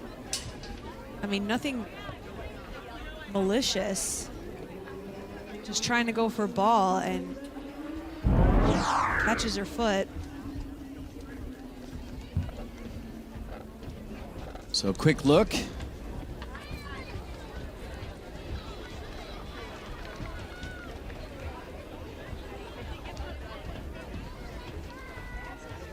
Is taking out the yellow card. All right, so the yellow card is issued, MJ Andrus. So they used the review, and this time it does result. Last time was whether it was a red. This one was whether it was a yellow. They deem it a yellow for this play. Oh, right there. So it was actually before the D'Amico. first one, yeah. huh? Jeez. Wow, they even went all the way back. So 3 yellow cards for Michigan State, 1 for Penn State. And they'll get the clock rolling again. Don't forget, we got field hockey coming up next. It's Penn State women's soccer and then Penn State field hockey taking on the Maryland Terps in a top 25 matchup.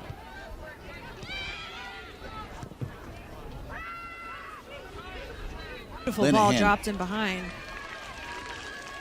And this will be finally, I think, a corner kick now for Penn State. So they'll try to work the clock here in what has been a stop and start second half quite often.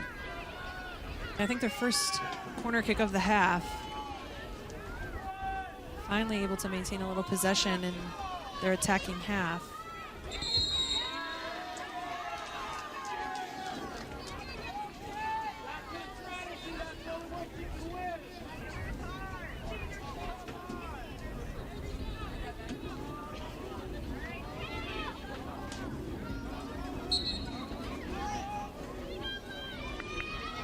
Corner kick driven in by Penn State.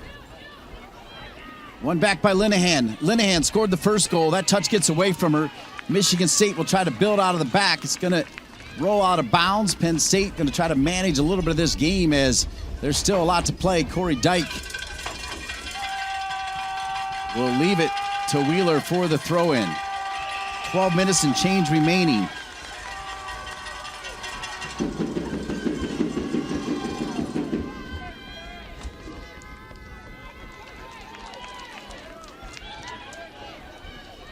Good job defensively by Penn State. Yep, getting those numbers around the ball quickly. Ooh, and a big collision coming in. Ay, ay, ay. As D'Amico with Parks right there. I think they may even be pointing to the spot. Caitlin Parks. And I think they may put this one on video review as well. Yeah, it looks like they're calling this on Michigan State originally. Caitlin Parks fuming at that decision.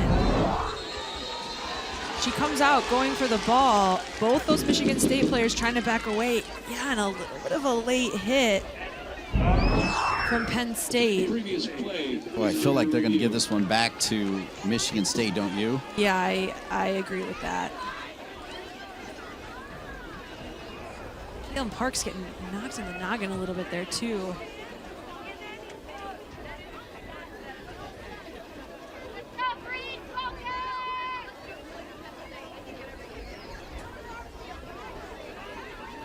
So the third video review, a couple injury breaks as well, has made this second half super choppy. That's why we still have quite a bit of time left here in the second half.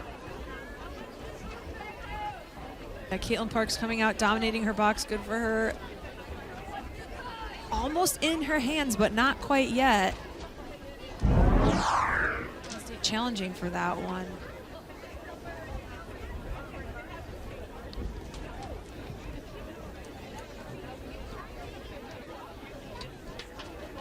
I think they're going to turn this call around and give the ball back to Caitlin Parks.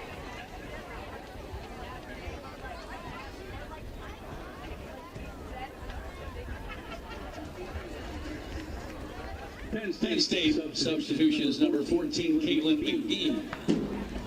And number 32, Natalie Wilson. So after Jeff Hostler, I don't know if he liked the call. So after video review, they do go to point to the spot anyway. So they're going to call it on Caitlin Parks.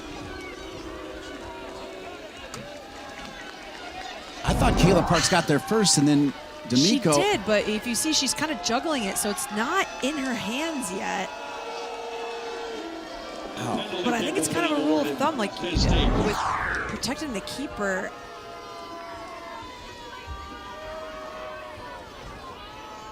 Yeah, they went against all of that, though. I don't know about this one. I'd like to have a conversation with that referee to hear his I thought Jeff processing. Hostler's response was right on point. Like, it's not making sense. So Corey Dyke I don't know what Caitlin Parks could have done differently there. with a chance to make it 3-0. Corey Dyke hammers it home, and it's 3-1 rather. Penn State, Corey Dyke has scored again. She scored against Nebraska. She's got 4 goals on the season, 8 goals in her career. A questionable call, but they make the most of it. A little bit of a deflating call for Michigan State, especially after a fantastic half. Some good adjustments.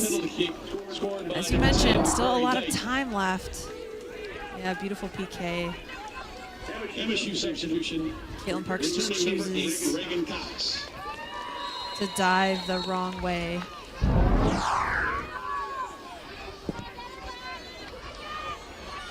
So Corey Dyke answers the goal scored by Reagan Cox. You see Penn State 3 for 3 on penalty kicks. And now it's 3-1. Yeah, Michigan State's going to be fueled up after that one.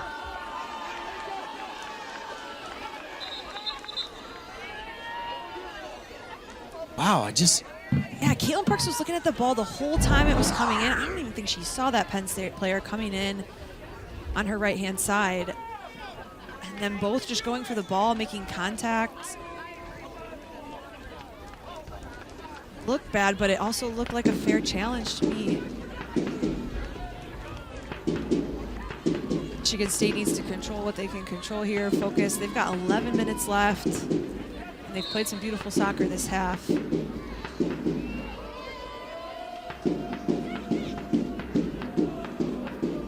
Top of the 18. It'll go off of Penn State and come back to Michigan State.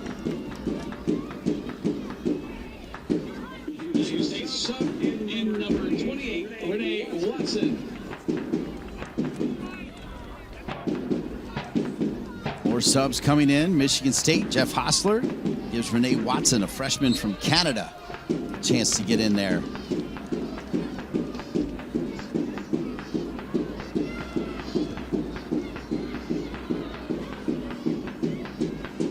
Likely going to see Michigan State make some adjustments here with only 10 minutes left now and being down 2 goals. They're going to play a little bit more direct. They're going to throw some additional numbers forward. Off the head of McBean, it'll come back to Michigan State. High press. We saw McBean score on a high press turnover. Now Penn State's going to win it back as we're finally approaching 10 minutes remaining.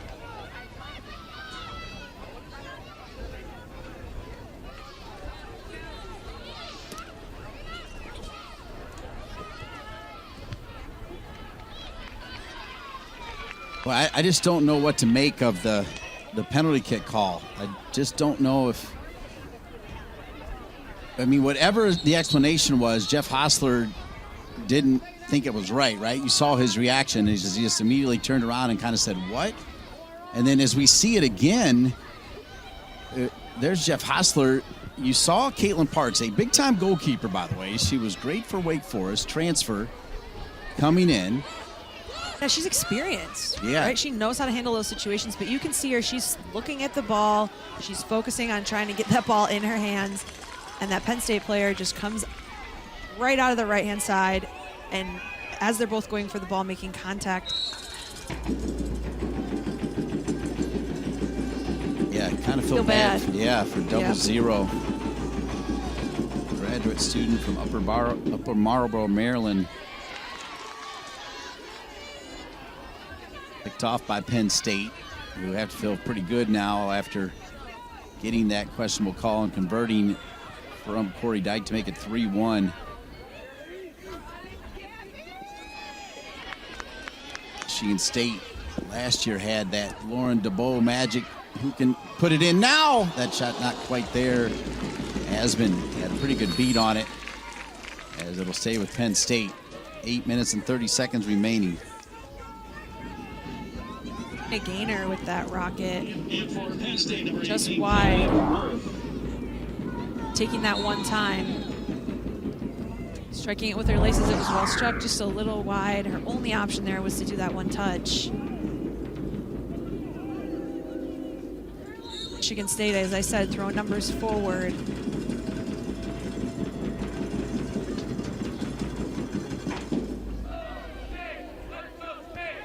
Asman with the goal kick. Linehan, what a player. There's Lappy. Lappy in there to help lock it down along with Alonzo. Good ball by McBean to Miko, who earned the penalty kick. McBean, who scored the second goal. McBean dancing with it. McBean. Referee will let him play on. We are promising field hockey after this one. The Nittany Lions taking on the Terps in a top 25 matchup. Find that right now on the Fox Sports app. We'll send you out there as soon as this one winds down.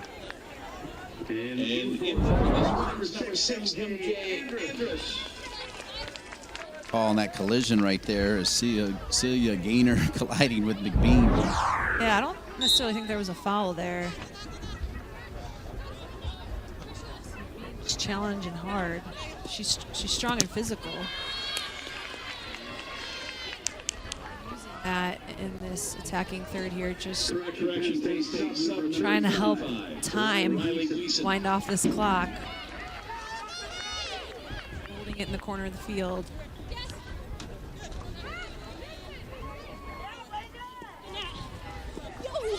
Almost too early to head to the corner. Yeah, I think they're just trying to keep it out of their half. Defending half, that is.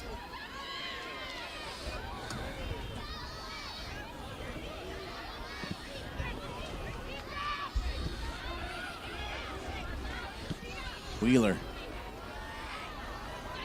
Instead of playing it back to her goalkeeper, knocks it out of bounds. It'll be a quick throw in from Michigan State, who now have to answer back with not one but two. They made it that 2-1 scoreline, which you even said 2-0 is tough. If Michigan State could come out and score early, that's exactly what they did. They'd feel good. And then I think the only way you can describe it is, controversial, confusing. I just didn't see it. Yeah. You know, as I said, I didn't either. It looked like they were both going for the ball, looking at the ball. If anything, it felt a little late on Penn State's side, but I mean, one thing you did point out is Parks bobbled it. right. It's still though in her area though. You just can't take her out though, right? Right, but as I said, she was going. The foul was on her, and she was going for the ball. She was looking at the ball. She didn't see that player. She didn't even look to her right. I don't think she even saw that player coming.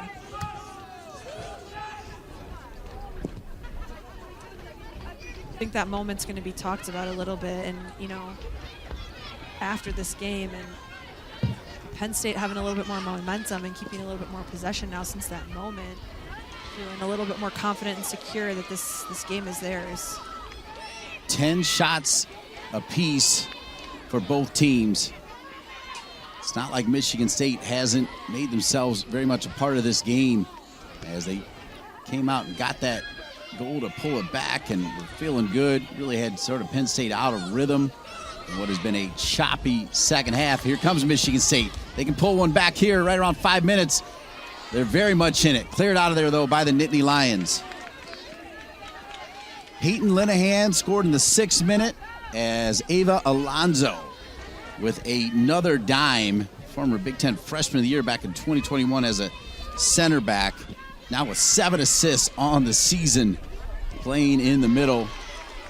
Started the game in the double pivot with Corey Dyke as Michaela Agresti, the transfer from Boston College. There's Alonso. What a player, the Spaniard, different level. I mean, she's good enough as you look at the standings right here. Penn State, if they win, will go to 4-0-1 and be all alone. They'll be 10-0-2, number 4 in the country. You know, you're talking about a team that if they can win the regular season, win the Big Ten tournament, could get for sure one of those top 4 seeds, maybe even a 2 seed, depending on what happens, because North Carolina and Florida State will have to play each other and beat each other. So the loser of that game is going to drop. Those two are in the top 4. So you're looking at a team here in Penn State. But you're also looking at a team here in Michigan State that had some answers in the second half. Yeah, I think both these teams are going to be ones to continue to watch. I mean, we talked about how strong in general the Big Ten is this year, but these two teams in particular.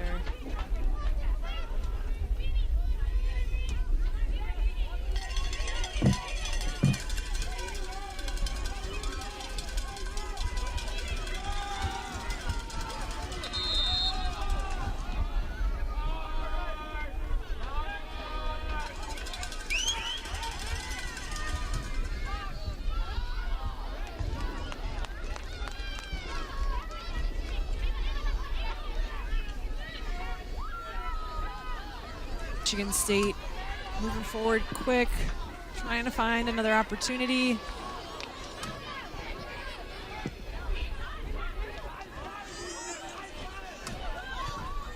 Michigan State with Sargent into the 18. Referee said that was clean. So sent out of there by Penn State. Under 3 minutes to go. That loud Michigan State crowd, they wanted the call. They're not going to get it.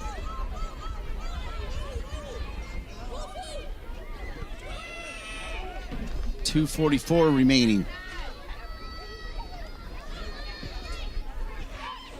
Michigan State has earned these crowds. There's also always great cards at the Jeffrey, the home of the Penn State Nittany Lions.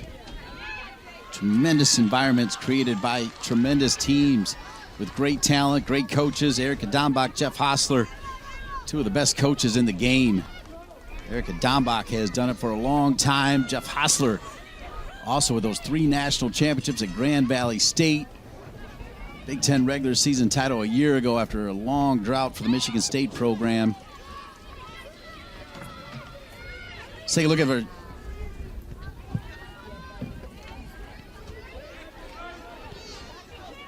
Couple touches. Michigan State not quite done. Penn State just packing it in. Understandably, as we're under 2 minutes remaining. Trying to be smart, not make any silly fouls. Under 2 minutes left. 90 seconds remaining.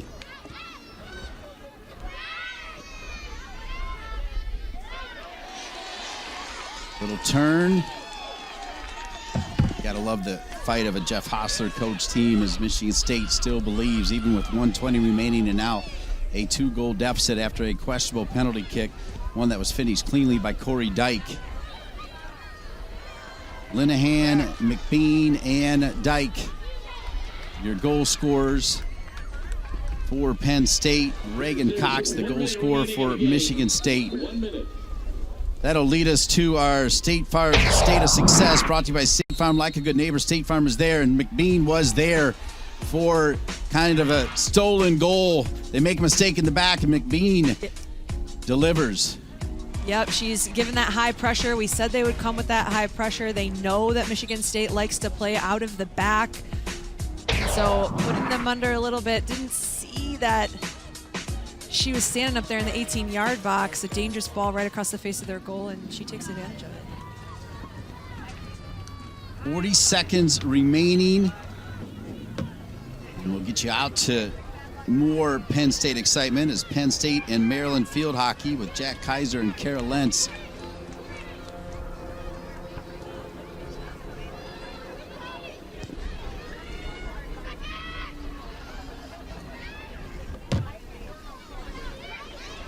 Sargent with a right foot sent in, headed. Asman's going to let that one roll out of bounds, and that should do it. 9, 8, 7, 6.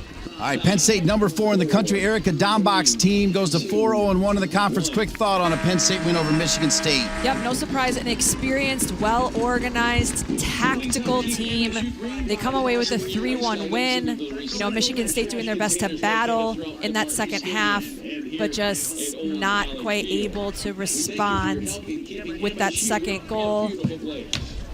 Two teams to watch, two fantastic halves. Keep an eye on Penn State and Michigan State. All right, that's going to do it from DeMartin Stadium in East Lansing, Michigan. But we've got field hockey coming up. Erica Dombach's team gets it done. 2 goals in the first half. Michigan State pulled one back, but then a controversial call for the final one. Coming up, Big Ten field hockey, number 16, Penn State at number 8, Maryland. For Joanna Bromley and our entire Big Ten Network crew, I'm Dean Linke saying so long from East Lansing as we send it out to Jack Kaiser and Kara Lentz for Big Ten field hockey, Penn State and Maryland right here on the Big Ten Network.